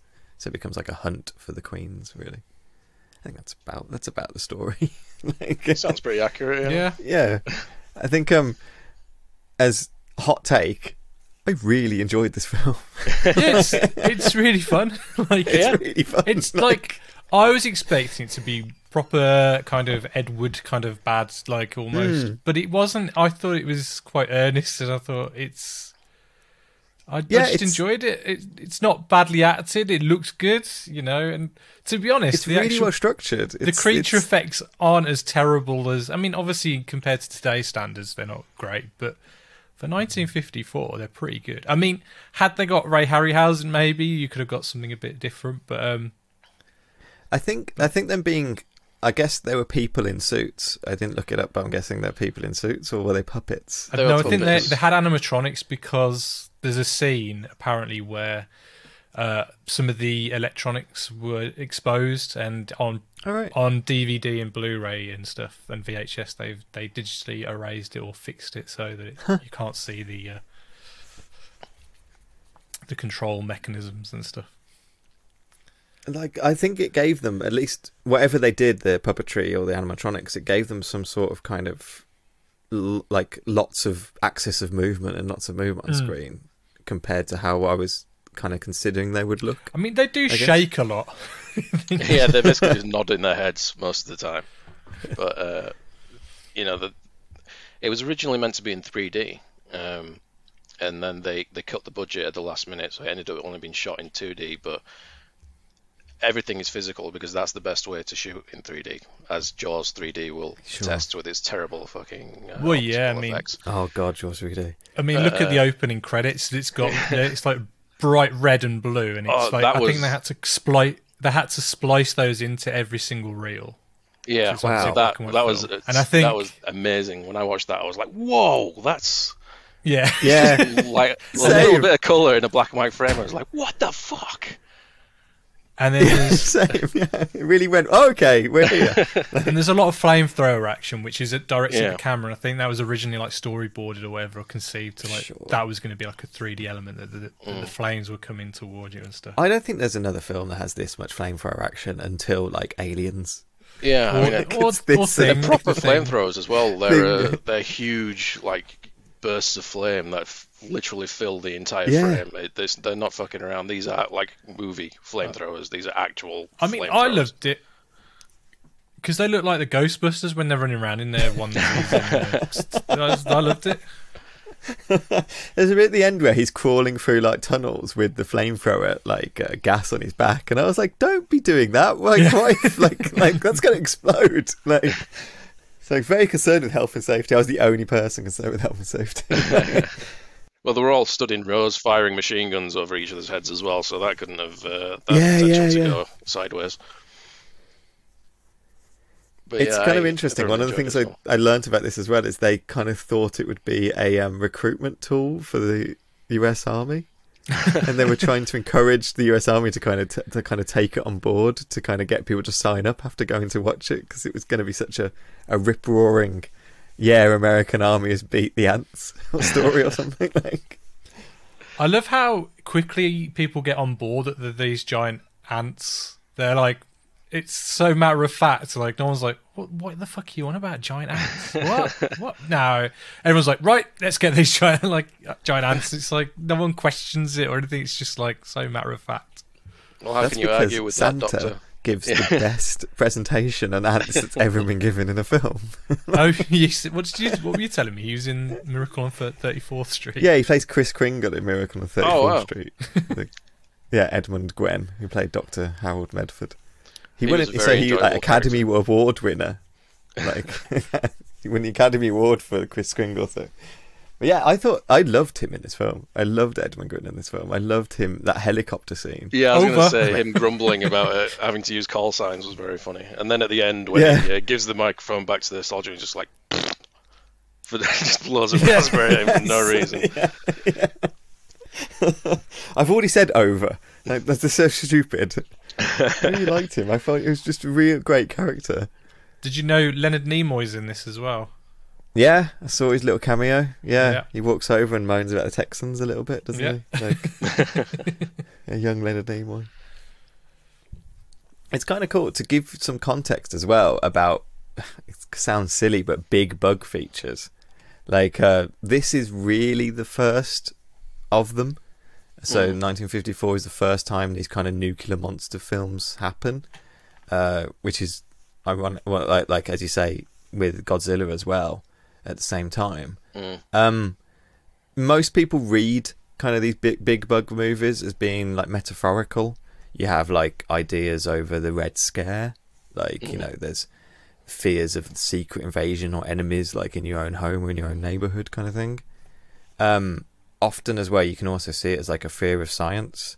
So like it's after the nuclear bomb happens, you get fear of like untamed science is going to lead to kind of some sort of disaster to attack like the human race or something like that. Well, they do spell that out at the very end with Kris Kringle's little speech. Yeah, with his speech. Yeah. End. Quite clear at the end. I'm putting a full stop on this.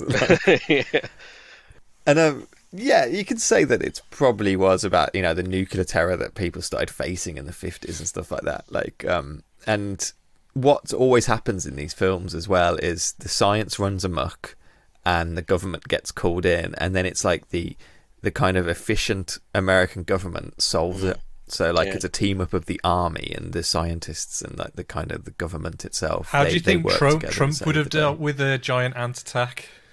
Well, he would have denied it, obviously. We'll have it figured out by Easter. Yeah, it's not happening. You're lying. Like, California's a Democrat country, so we don't need to do anything. Yeah. There is another thing, and this might sound mad, but I want to propose this to you. Okay, well, I was researching all this and looking up kind of stuff about like basically about, I don't know, insects is the best way to put it. But in the kind of 1950s, you get this idea that science is going to solve everything. It's a big thing about 50s technology and stuff like that, like a big thing about invention after post-war stuff. And one thing that starts happening in the 1950s is the invention of pesticides, on like a little war on insects, because insects are kind of destroying crops, infiltrating houses, ravaging the lands. It's like a real-world fear of these pests kind of attacking the way of life in America.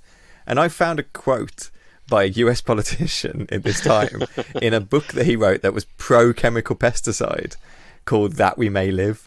And listen to this fucking quote. Like, this is about insects. Like, the enemy is already here in the skies, in the fields and the waterways. It's dug into every square foot of our earth. It has invaded homes, schoolhouses, public buildings. It has poisoned the food and water. It brings sickness and death by germ warfare to countless millions of people every year. The enemy within these walking, crawling, jumping, flying pests destroy more crops than drought and floods. They destroy more buildings than fire.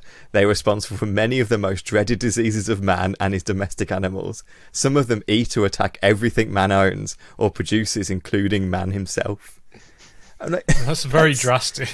Yeah, very drastic. Like, well, I mean, like in third world countries, you know, horrible things do happen with insects and stuff like that, and yeah, natural disasters. Yeah. Like, and it's something, weirdly enough, it's something that we still see nowadays. A year won't go by without us having some massively hyped news story about an invasion, an insect invasion. Giant hornets or something like that. Yeah, murder hornets. Yeah. African bees, killer bees. Like, you always get news stories in the Sun about Spanish spiders. Like, and a lot of we people... watched Arachnophobia. We know it can happen. It can happen. Like, a lot of these stories are kind of about immigration, and they're kind of about immigrants. Yeah. Really, I mean, that's they're exactly stuck in those what I was fears, thinking like, when you were reading that speech. I was like, this is basically like Trump's opening speech about Mexico when he announced his running for president. Let's build a wall around the ants. But it is like a lot of these invasions they were getting in the 50s as well, were stuff like the Argentine ant, the gypsy moth, fire ants. Like, you get this foreign invasion of pests as well. So one of the big things that gets developed in this time period, and by the kind of 1960s, by this time it's proving to be, they're questioning it, but it's DDT as as the pesticide. So you get this idea that you got this problem of insects, we're going to invent this chemical weapon. They start using it throughout the late 40s into the 50s, and by the time of like 58, 59, people are starting questioning about the fact that tons of people are dying, and it's killing indiscriminately. It's killing all the way through the food chain and stuff like that, which echoes these kind of stories of like science run amok, science not needing control, needing the government to step in to kind of fix the science stuff. And I just, my kind of thesis on like these bug movies isn't just about the fact that it's about nuclear terror. It actually is about a kind of weird social terror of this time. Yeah, it's like the humanist versus the kind of like, progressing technology. Like, where do you kind of stand on that kind of? Yeah, and science can't be relied on itself to win. Yeah, like science needs like kind of the army, or it needs something else like that. And I just so I decided to look up. I look up the big bug movies basically from Hollywood, and it's really funny how this is the first one, and then by 1957 and 58, there's so many of them. But so like some examples, there's the beginning of the end in 1957, which isn't that a Smashing Pumpkins song? The end is the beginning of the end. So that's all about locusts, like grasshoppers, getting giant. Tarantula in 1955. Which the young Clint Clint Eastwood. Yeah. The Black Scorpion, obviously a scorpion. The Deadly Mantis, you can guess what that is again. Earth versus the Spider, which is 1958. This film, I watched a bit of this film. It's called The Monster from the Green Hell, and is that a killer tree? So they. No, annoying. Like, they call them wasps in the film, but they're clearly beetles.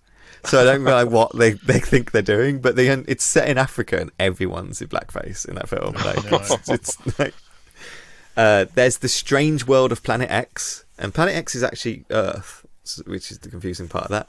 But that's like grasshoppers, roaches, beetles, and spiders. There's I think this one's English, I'm not sure. There's the monster that challenged the world, and it's like a giant mollusk or something. I was struggling to work out what this one was. That's a Roger Corman one, isn't it? Yes, it is. Yeah, it is. Yeah. There's Attack of the Giant Leeches, and Meza of the Lost Woman, which is spiders. But then, but then you get others like Naked Jungle is ants again, but they're not giant; they're just huge swarms of ants. And then you get stuff like The Fly, The Wasp Woman, and Incredible Shrinking Man, which are about insects as well, but not in the same way. And really, then the only kind of insect you get in latter than that is in 1961. You get Mothra come into like the Godzilla films, which is the only kind of giant insect which has like a name and like and a personality or something. So long credits opens up, and it opens up with like it's you get two New Mexico's kind of state troopers, don't you? Ben Peterson and Ed Blackburn. And they discover like a little girl just wandering aimlessly in the desert. Well, I think there's aeroplanes overhead, and they kind of spot it, don't they? Yeah, they're kind of searching. I'm assuming because somebody's reported that there's a girl wandering in the desert. They seem to be looking for her. And I did immediately think of last week we watched The Hitchhiker, sorry. And just the fact that it's two deserts immediately, but like shot completely differently. Yeah. But similar car though, the black kind of very similar car, yeah. So they pick her up and they take her to a trailer where like the plane is recently spotted, and at the trailer they find like a bit of fabric and a doll head to indicate that the girl came from there. But the trailer's been like torn apart. It's like the walls have been torn out the front. And but no money was taken. That's the big thing. They couldn't work out why they'd do it. Just the sugar. Just the sugar is eaten. Yeah, I loved it. There is a giant hole in the side, which they always keep pointing out. It came from the outside. What is it? It was. Yeah, it's been torn open rather than busted out or something. Yeah. I think they say. Yeah. There's also some weird animal tracks which they have no idea what they are. So they kind of call in the kind of rest of the troops, and this is when your ambulance man turns up, and they take a plaster cast of the foot and stuff like that, and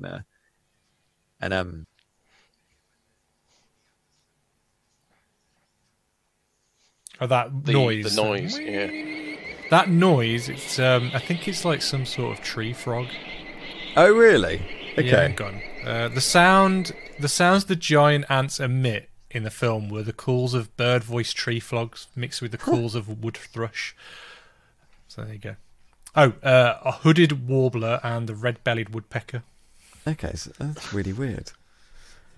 It's a good noise. It's a kind of it fills my ears anyway. Like watching it on headphones when that noise comes on, you're definitely aware. Yeah. Of it.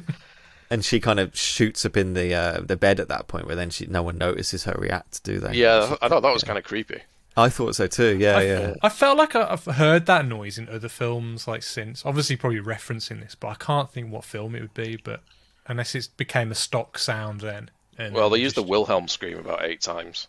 They do so many times. It's apparently. It wasn't that many years before that it was the first ever use of it. Yeah, it was like 2 years before or something. So this might be one of the first actual examples of that being reused as the thing. I have no idea. It's probably so the first film it was in was the Distant Drums, and it was 3 years before, so it was like from 1951. Yeah. So what kind of happens then? Like, they go and check out the general store, don't they, with Gramps? Yeah, and the store's been torn out, and I noticed the radio there was talking about unstable geopolitics, which I thought was a bit weird, to kind of have like in the background, really. They talk about science wiping out insect-borne diseases, which I thought was kind of weird that was what the radio is talking about. Maybe they're setting up the motivation for the ants. Yeah, that's what. Yeah, exactly. Yeah, like the war on insects. But yeah, after a quick look around, they find a gun that's been torn in half, and Gramps dead in the cellar.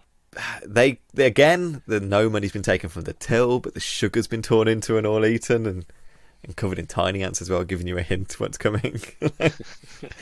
Again, they hear don't they leave? That's where they leave Blackburn there, and as like he's on his own, that weird pulsating sound happens, and he wanders out to investigate it, and you just hear him firing his gun as the sound kind of grows like faster and louder, really. So at this point, I was well on board. I was really enjoying like it looked cool. Like the actual set of that like shop looked. I thought it looked pretty cool. Like it was all destroyed and ripped open. Yeah, I liked it. Yeah, I mean, it didn't look like a low budget film. I mean, you got all these I don't think so. actual B movies that are coming out like. It's not like they just used one set of them just in an office the whole time. Yeah, like a lot of these 50s sci-fi movies are. It looks like they put the time and the effort in, and they actually cared what they were making. It wasn't just tossing off a giant ant movie. Yeah, and like especially because it takes like 30 minutes for the ants to show up as well. They do like a lot of setting up, and setting up the mystery and setting up the story. It's not just. Just whatever, 2 minutes in, get the first, giant monster on the film and get people. Yeah, I was kind of surprised by that because, like I was saying, it's not an expensive film, so they've got to be kind of judicious with their use of the ants. But usually you have like a big ant attack up front and then wait a while to reintroduce them. But they went for the mystery of it rather than to play all the cards up front. And it's just unusual. I thought that was a kind of a more modern device than something that came from the mid-50s. And I wonder if it's a factor because they were the first people doing, like, if this is the first like big bug film, they were a bit maybe not worried to put the giant insect up front, but actually just wanting to hold it back a little bit more to get people excited to see the special effect or something. So later on, they get back. They're in the kind of police offices, and this is where we introduce the FBI agent, which is Ellison, who the actor Ellison would later be in Gunsmoke. Is what people know. James Arness. He's also the Thing in the original The Thing. Oh, really? Yeah. Cool. I swear he's the basis for the FBI agent in The Iron Giant. He looks, the way he stands and the way his suit draped on him. He's the way they draw the FBI agent in The Iron Giant looks very similar. I agree. I think it really reminds me of that. The same. He says basically he tells you that which it was an FBI agent in the trailer, wasn't it, who died? Sorry, I got it wrong. Ellis is the guy who died, and we introduced to Robert Graham. That's what I mean. And Robert Graham is the FBI agent that we're working with, and the guy who died was Ellis, and he was on vacation with his wife and son and daughter, but they hadn't found them. The only person they'd found was the girl. They also mentioned that Blackburn's gone missing, and then the coroner comes in, who's a great character in this film, to talk about how Gramps died. And he has this great way, like a great line of something like he could have died 1 or 5 ways. And he goes, his neck and back were broken, his chest was crushed, his skull was fractured, and there was enough formic acid in him to kill 20 men. Well, the line that really made me laugh, because they keep saying Johnson all the time, and because I'm 5 years old, it kept making me laugh. But the doctor comes in and goes, "Finish the autopsy on the old man's Johnson," and I was just wetting myself at that line.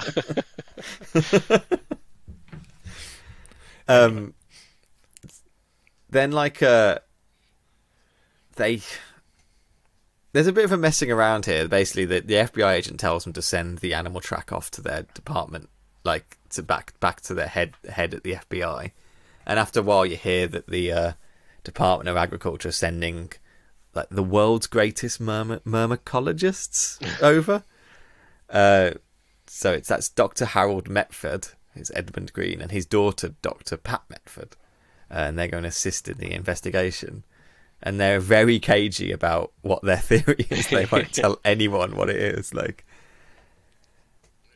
was very funny, the way they just flat out refused. Nope, we'll tell you when we're ready. Yeah, shut up. My favourite line is when the FBI, like, he won't call her a doctor. So she goes, if the term doctor offends you, upsets you, or bothers you, you can call me Pat. So then he's like, all right, Pat. They introduce her by sexy gams coming down from the plane. And they're all like, yeah, they are. They're all just lined up, going, "Oh, yeah." Turned into a carry-on. I swear she's English at this point as well in the film, or British. And then slowly, she does a Carrie Fisher in Star Wars, and slowly becomes like American. She's got a wandering accent. She Yeah, just picks it up easy. Is it that line here that the FBI agent says that goes, "If she's the type of doctor that takes care of sick people, I think I got a fever pretty quick." Yeah. And where's your fever? It's in my pants. It's right here. It's you know, it's the 50s. Yeah. I mean, well, at least it's not as bad as the 70s. So. Yeah, I was gonna say they got past all of that shenanigans pretty quickly, and then, you know, they. I mean, maybe not as entirely equal footing as the men, but you know, they stopped giving her shit like that. Yeah, and she stands up for herself. I think she's just quite a strong character. Yeah, later on, she's very proactive and gets in on the action and stuff. Fuck you, I'm going in the cave. I was surprised how, and I don't know if this is a code thing or something. I was surprised how lack of a kind of relationship they had between the FBI agent and her. Like, I thought they would have been more explicit about them, kind of. Like a getting romance together. thing. Yeah. There was definitely the undercurrent that they were, you know, a romance was forming, but it was only just on the surface, really, the film, I thought. And I was just a little bit surprised there wasn't more of a thing about that. You know, when I could imagine him going right at the end when he's marching off to the sewers, Herbie going like, "No, you got to stay," kind of thing, like, or something. But they didn't do any of that, really. Everything was very matter of fact. Well, I was going to say, Dr. Metford, he's got a few theories. No. So he starts asking about where the A-bomb was exploding 9 years ago and the location of it with the first kind of trailer.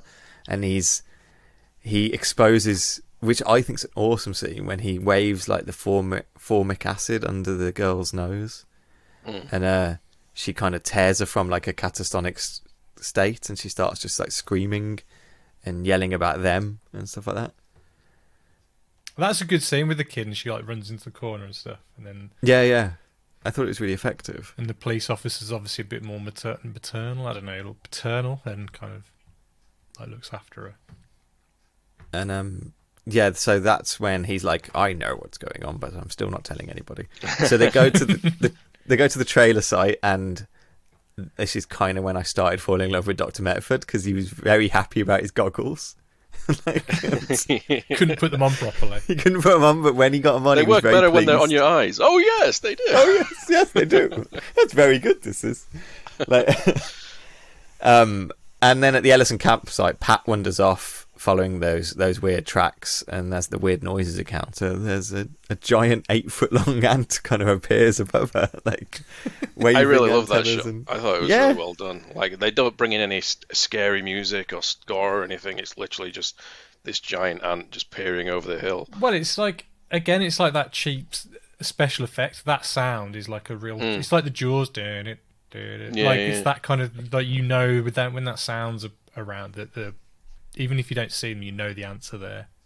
Yeah, and it gets to be like a threatening noise, even if it sounds a bit weird when you first hear it. But it starts becoming a more kind of scary kind of sound, I thought. Like, but I love the look of it above her, looming over on the ridge and stuff. I just thought that was really cool, and just more effective than I thought it was going to look. I really thought the ants looked quite good in this, to be honest. Like, little. Slightly less questionable about the winged ants at the end of the film, but like, yeah, this is when a big gunfight ensues, and all of a sudden he pulls out a machine gun. He goes back to the car where he keeps his Uzi and comes back and shoots it in the antenna. Yeah, aim for the antennae. Like, yeah, aim for the other antennae. Antennae. I've never heard anyone overpronounce antenna. Yeah, so they what? How do they just shoot it to death, or do they blow it up? Is No, it? they No, just they shoot just it shoot still. it. Yeah. I was half expecting some sort of bug autopsy scene, but no, didn't go. Oh yeah. But he's just pleased. He already had his theory, and now he's happy that he was right. And they, Like, how quickly though to have your theory and then it's answered within 2 minutes? Like, and he explains. Well, that's to us why he's the best mermatologist. that's true. yeah. Or mermatologist. Mermatologist, which is a word I'd never heard before. I have to say. No. No. So he explains now how like they are mutated from the first atomic bomb test, and that what we need to do is actually find their nest, because there's going to be a nest of giant ants. We get a lot.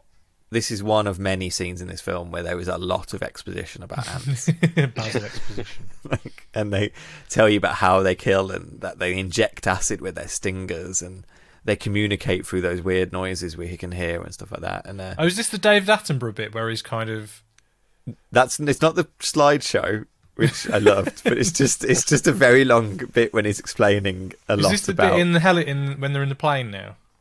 Just around that, because he gets very biblical. He's like, the beasts shall rule over the earth. Yeah, we are witnessing a prophecy come true. Yeah. And it's like, it made me go like, some giant ants. I'm not totally sure we're talking apocalypse right now. But that's when they order the helicopter search. Yeah, and you get. I love the scene in the helicopter with them just fighting over the radio and just say over. I just said it and say it again. And then he goes like, you have to say over and out. It's a rule. The guy's like, rules. It's a stupid rule. Yeah. My favourite bit in this is when the pilot, like, he goes, Doc, how many of these ants do you reckon there are? These giant ants? And he's like, I don't know, hundreds or thousands. But we've got to keep it secret. You can't tell anyone. And the pilot's like, you're ordering the army. How are we meant to keep this secret? And then you said there's hundreds and thousands of them. And then the doc goes, he scolds him, and he's like, there may not be that many. It's like, well, make up your mind. Is it hundreds and thousands, or is it not? And yeah, so we do. I loved this shot. I loved it so much. So they find the nest, and there's a giant ant comes out of it that has a human rib cage. It's a good shot though. He throws it, pans down, it like lands right next to a skull. Yeah, there's loads of skulls, and the cop's gun isn't there and stuff like that, and like it's all the missing. Yeah, I felt like even though the rib cage was a bit questionable, I thought having this huge pile of human remains was a bit, kind of graphic for a 50s film. I don't know how many films would go there at that point. Yeah, considering the film that we watched the week before, The Hitchhiker, they couldn't even say they weren't allowed to say 6 deaths. They had to say 3. They were censored in just saying how many people had died. I loved it. I thought it was. I didn't expect it, and it made me love the film. Like, it's just a horror film. I was like, all right, we're into it now. Yeah, we got some human bones. Like, yeah, they're not fucking around. And again, we get a bit of exposition. They can't bomb it. They want to bomb it at the hottest part of the day because the ants will be in their nest and stuff like that. Like, they go bloody wild. They fire like. They're firing like rockets at it from afar and then dropping cyanide in. And none of them are wearing ear defenders. They'd all be fucking deaf. And they look like they're enjoying themselves so much by firing all these. Yeah, they really do. Yeah. There's some lines here. I think the FBI agent says, like, they talk about the nest being saturated with cyanide gas now, and I think it's the cop of the FBI agent goes like, boy, if I can still raise an arm when I get out of this place, I'm going to show you how saturated I can get. Well, it's like, okay, the army have been drafted in now, but you see 2 or 3 army men, that's it. And they draft the copper in to hold a bazooka.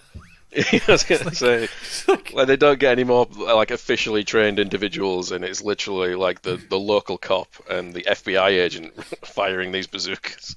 I love how the local cop, it just becomes he's the ant expert. He's the expert blowing up ants now, so he has to be able to do it all. Like, this made me thought it was a lot cheaper than it was, because literally we've only had like 6 cast members in the entire film up until this point. It's not until like the last 20 minutes where they get some more people in. Yeah. But yeah. Yeah, this is kind of. I like this bit because Pat stands up for herself here. Like, they're telling her that she can't go in the nest, and she's like, look, we ain't got any time for you to give you a crash course. Like, let's just get on with it, kind of thing. So they descend in to kind of... No, hang on. Before they descend in, they go over. They look over after they've fired all these bazookas and shit. They peer in, and just the one ant just peers out, going, "Hey up, let's go." And they just start shooting him again. There's a bit when they just are flamethrowing him again. Like, I love the flamethrowers in this film. I don't know if this was the flamethrower just yet. I think this is now the flamethrower now, because they're just. I love this whole set of them going through the nest. The yeah, nest. yeah. I loved it too. And that isn't there a bit where like fog and everything going through the bottom of the set. It looked really cool. Well, this is definitely like Aliens or like The Thing or like those kind of films.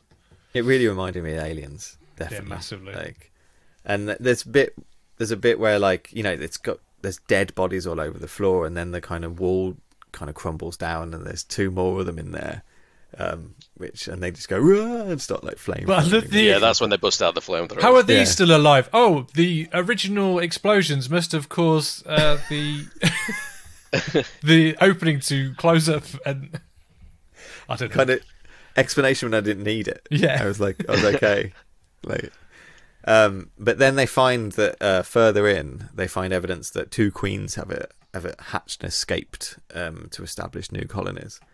And again, we get a lot of description about ants and how they breed, and like the queens have gone on their wedding flight. And he says this great line here that we haven't seen the end of them. We have only had a close view of the beginning that may be the end of us. Is the wording of it? Yeah, like, it was really slick. Really slick. I can't imagine it being given like even saying it. Then I'm reading it was difficult. So yeah, they kind of, that's when they take it to high government now, and they're enlisting kind of like the government now to say that there's ants out there, and that they're kind of looking for clues about ants. But this is where Nimoy's cameo is, isn't it? Yeah. They basically got like people monitoring the wires for all the news stations about what is it like missing people. Multiple murders and UFOs. Now, this is what it says. So it's got number 1, kidnapping, missing persons, unsolved murders, alleged suicides, migrations of wildlife, thefts of sugar syrup sweets, strange phenomena as flying saucers, strange odours, high-pitched sounds, unnatural things alive or dead. Yeah, it's a good list. Yeah, you go.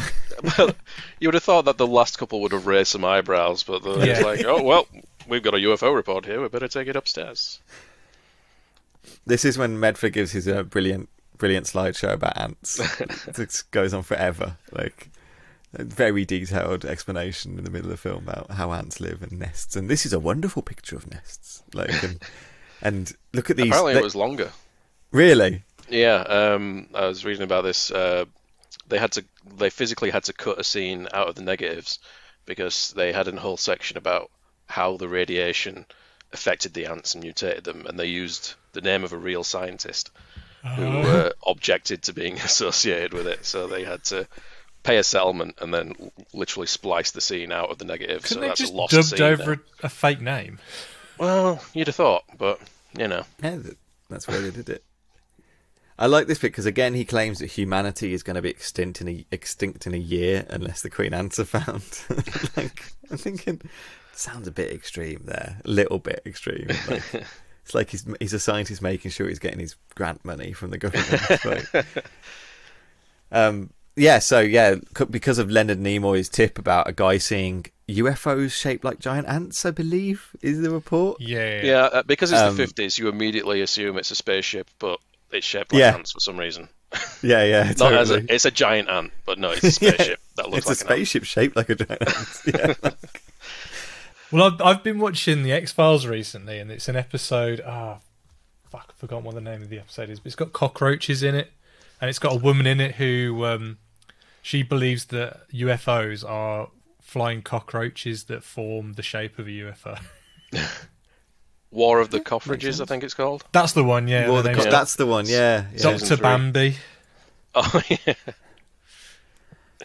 I need to do an X-Files rewatch at some point.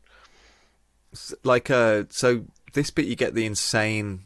Well, he's not insane. He's just a guy who's locked in a insane hospital or something, a sanity, like, who saw it, and they go to interview him about what he's seeing or what he saw.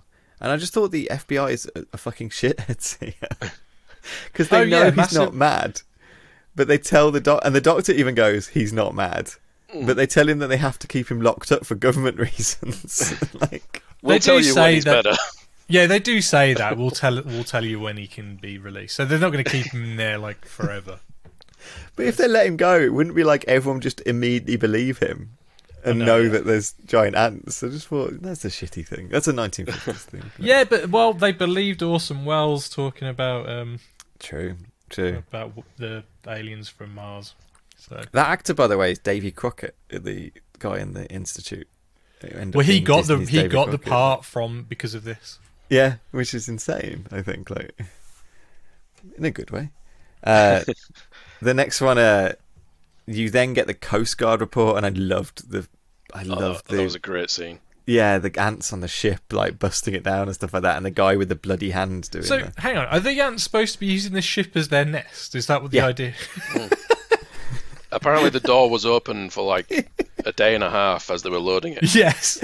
And they snuck it. Yeah, basically they say it would be quite easy for an ant to slip in unnoticed. Like, these are fucking 15-foot ants. Yeah. But I like that scene, though. And how big is the hole on the ship? Because from the shot, like from the set of the ship, it looks like a little fucking tugboat, fishing boat thing. Yeah, because it doesn't look like a huge giant compared to the cabin. Yeah. Is it like a one-shotter, though, where it's just all carnage behind someone who's on the phone? It's a guy hitting like the Morse code with like a bloody hand. Yeah. I thought it was really cool, but there was no way those ants are hidden on that ship. And they then after that, they say that they destroy the freighter, like the US Navy just blows up the freighter so it kills off the ants and everyone else on board and something. And then the third attack is a large sugar theft at a rail yard. Sugar theft. And you get a cast of characters at this point that they're interviewing. You get like the drunk guy and who's claiming like he saw like giant ants with tiny airplanes or something outside. I don't think he's drunk. I assume he's a patient. I'm sure. No, they said they had a traffic. They arrested 4 people that night. A traffic stop and 3 drunken disorderlies, and they interviewed the 2 drunks.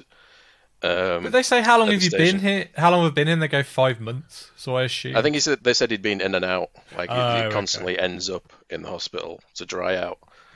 But yeah, he kept going back and forth between asking not to be enlisted and asking to be enlisted from from the army guy. That's very weird. But yeah, and then you get the death of the father in like a car. He's missing an arm, I think, and his 2 young sons are missing. And they decide that this all took place in the beautiful Los Angeles River. Yeah.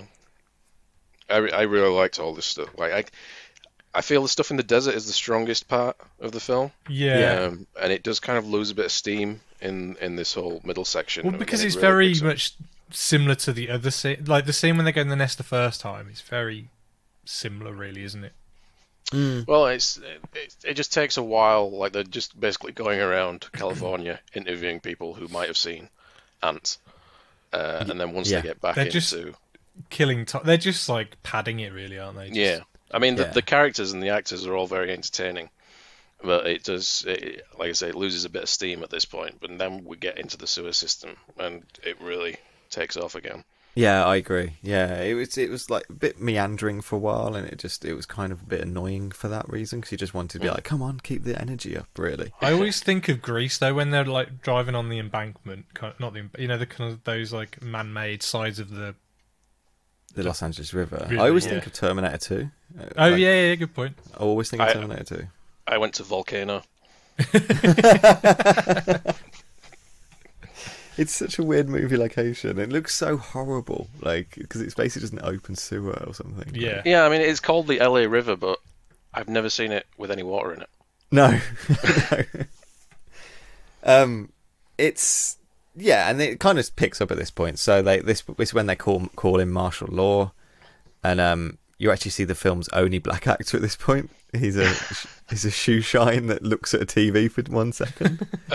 And then and then all the army turn up to dive into these kind of storm drains under the city, and it just gets it's very Aliens again. Loads of people heading in with flamethrowers and rocket launchers and multiple cars of those little jeeps piling into the sewer systems. It reminded me of Alligator, because there's a very similar scene where all the cops go into the sewers to flush out the alligator. They all go in different entrances and they're trying to flush them out, and it's very similar to this. Yeah, because they're all going in different ways, aren't they? They're all like exploring around to try and find them.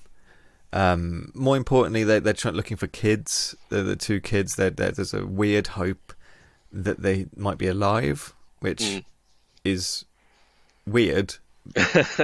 Because they haven't given any indication up until this point that the ants might take hostages. They hear tapping, and they're like, "We found the kids." And it's like, you instantly think, "We found the kids." Yeah, because for some reason the mom's got allowed to listen in on the radio as well. Well, yeah, because the army is saying they're just going to gas the whole sewer system, but then that would have effects. Well, one, it would kill the kids if they're still alive in there. Yeah. And don't they say it'll have minimum effect on the outside or something like that? Yeah. And they can't just... That's what they keep pointing out in this film, is they can't just bomb everything, because they need to find out if the queens have hatched, and if they need to be looking for more ants. So they need to kind of see the hatchlings and stuff like that.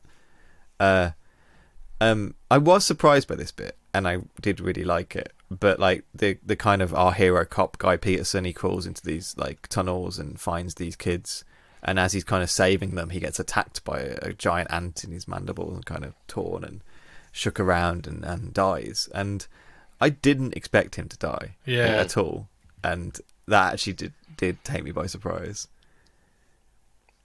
Yeah, I mean, it's I thought it could go either way with the kids as well. Like, even though they introduced the idea that, the kids might be alive, they're probably going to be alive, but there'd been that much carnage and like death at that point. I thought it could go either way. They might just find these two little tiny pristine skeletons somewhere in the sewer system. Little rib cages. Yeah. I wasn't. It's just a Hollywood thing that they were alive, but at this point the ants now just swarm, don't they? And so all the other soldiers turn up, and the FBI agent Graham turns up, and they all fight it up with just so much fireworks and explosives that it was just kind of actually a bit insane to me how much explosives were on there. They just bring down half of LA. Yeah. And there's like 100 Wilhelm screams going on as well. Like, it's worse on the boat. That's when you hear them the lows. Rather unsurprisingly, the tunnel collapses behind Graham because like 100 people blowing it up, and he's able to fend them off with his machine gun just long enough to be saved again. I thought this was quite effective horror. Yeah, I thought that was really cool because it's proper like close quarters like that. Yeah, we've seen it. We've seen the ant mandible tear people up, and he's getting right in there. And again, it's because it's proper puppetry. It's not like an optical effect that's matted in. You're seeing this giant ant head coming towards him, and he's clearly ill prepared for it because it's just the way they're setting fire to these actual physical props or animatronics. It's quite impressive as well.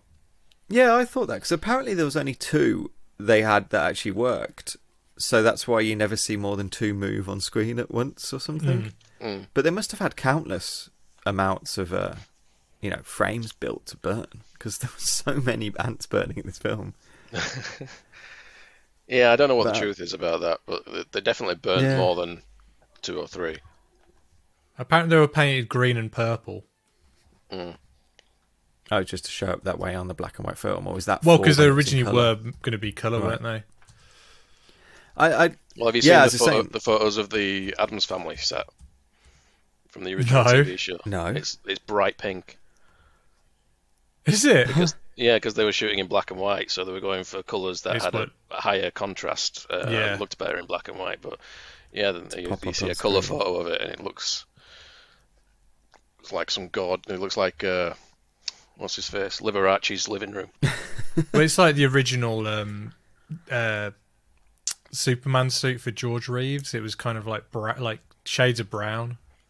Yeah. It's weird.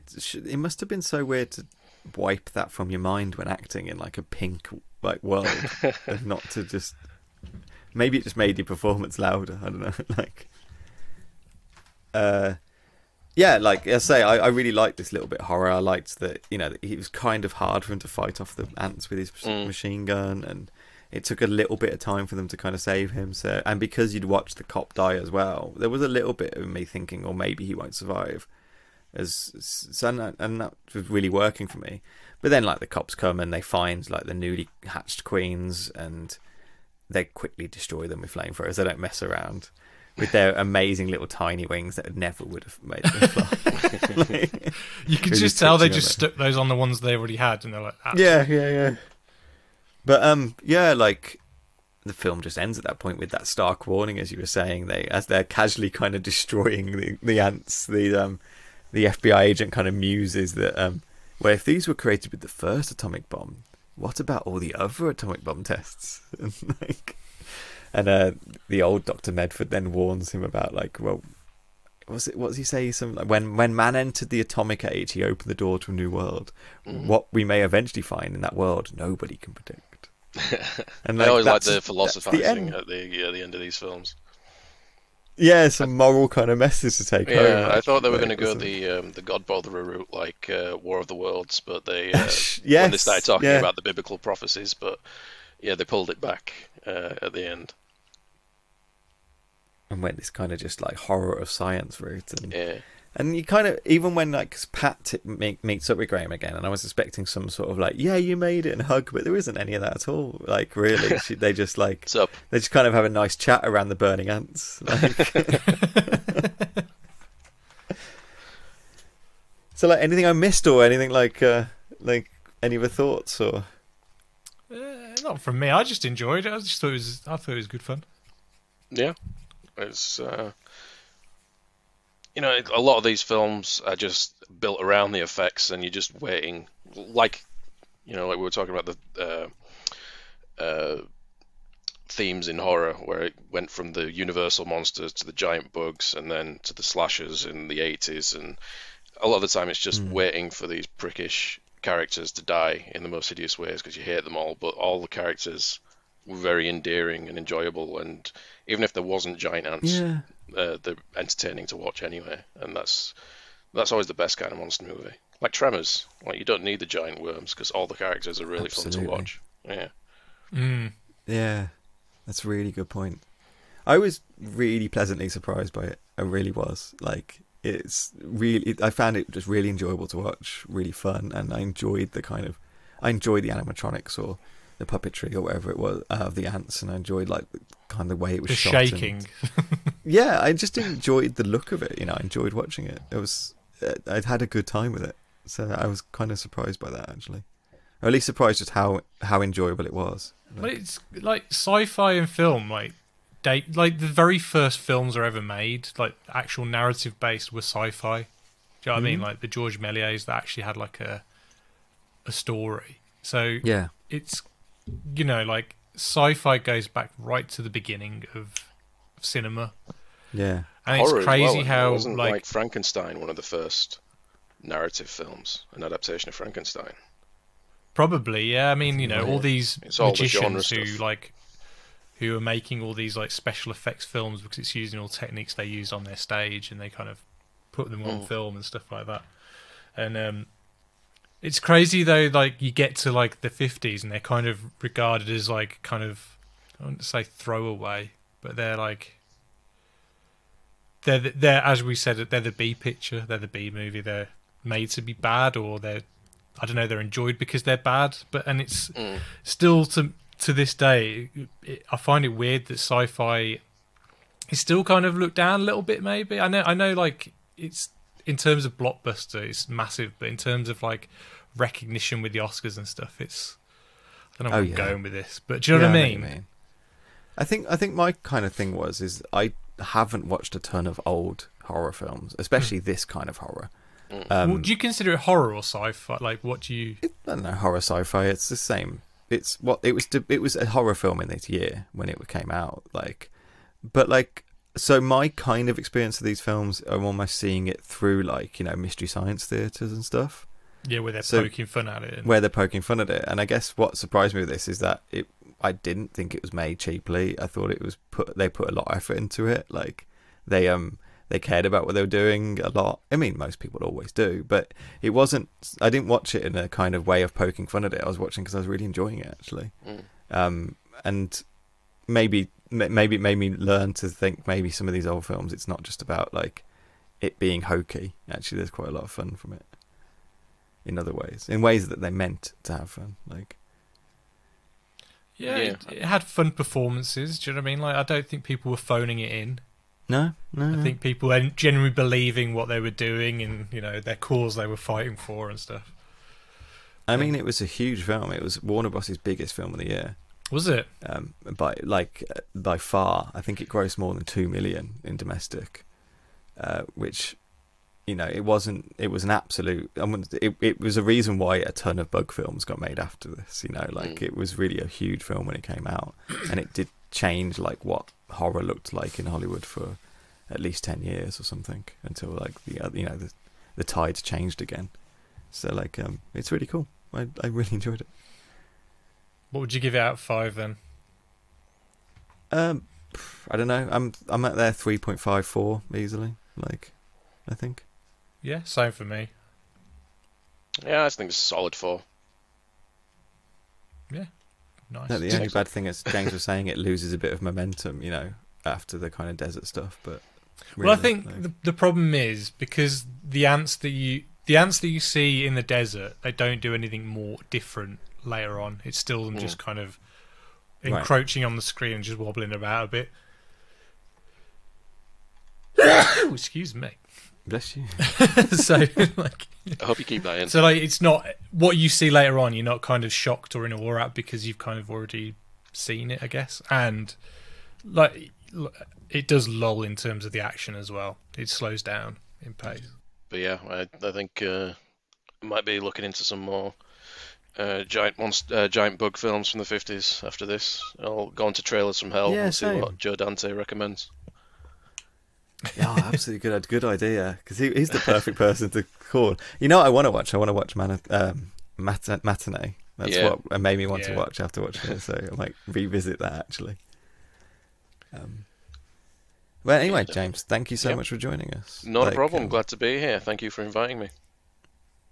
And hopefully, next miniseries, we'll invite you back on if you're willing. Yeah, really definitely. Cool. Always glad to be here. Always happy to help. So what's next week then, Liam? Next week we're on to next week. It is Rafifi, a French crime film. A film I actually have to pay attention to. Great. That's a bit of a jump. No, I think they're linked. I think them to Rafifi is a good double bill in any kind of cinema. Isn't Naden back? Yep, Paul Naden should be returning next week. Well, next recording, whenever it comes out. I think we probably will drop a Christmas special before then. So actually, the next release you hear from us actually might be our Christmas special. Yeah, I think we're going to watch. Is it One Magic Christmas? One Magic Christmas. That's it. Yeah. Have you seen that, James? No. It's got Mary Steenburgen and Harry Dean Stanton plays an angel in it. All right. And it's meant to be it's a Disney film, but it's meant to be depressing as fuck. It's got kind of it's kind of a bit of a Christmas Carol kind of what would happen if X person wasn't around or something like that kind of thing going on. Well, I just found out this afternoon there's a sequel to It's a Wonderful Life. Is there? Yeah. TV movie from the 70s. It happened one that Christmas. That doesn't count. With Orson Welles as Mr. Potter. What? What? Yeah, apparently... I need to find this. Mary Bailey is now It's basically a remake of the first film with Mary Bailey instead of I can't even remember Jim Stewart's name in the first one. Mr. Bill Bailey. Mr. It's Potter, like isn't today it? when you were No. going on about all the sequels to Midnight Run. I was like, you're not counting those 3 made-for-TV movies as sequels. It counts. Have you heard that they're doing like, I can't remember what it is. They're doing they're doing like a TV event this year about It's a Wonderful Life. Is it a table read or they're recording it or something? But Pete Davidson's playing George in it. No, I didn't And, say I anything think- about this. And I think, what's his name? His name's got in my head. Bloody General Zod in the new Man of Steel. Michael He's in it Shannon. as well. Michael Shannon, yeah, he's in it as well. I think Ellie Kempner, Pete Davidson, Michael Shannon, Bill Pullman, Ed Asner, B.D. Wong, Mia Farrow, Richard Kind, Maud Apatow, Dietrich Baylor, Ed Begley Jr. and Carol Kane are doing a table read of It's a Wonderful Life. I hope Richard Kind is playing Mr. Potter. He would be perfect, Mr. Potter. Yeah. He would, actually. Has this got anything to do with Apatow? It sounds like it, doesn't it? I have no idea. Yeah. I had no idea. I just saw it I saw it in passing almost, like on a site once, and I didn't realise it was a table read at the start, and I thought it was like, Pete Davidson, like, that's a interesting casting. I really liked the King of Staten Island. I would happily watch that. No, again. I did too. I think Jimmy Stewart to Pete Davidson, there's a Yeah.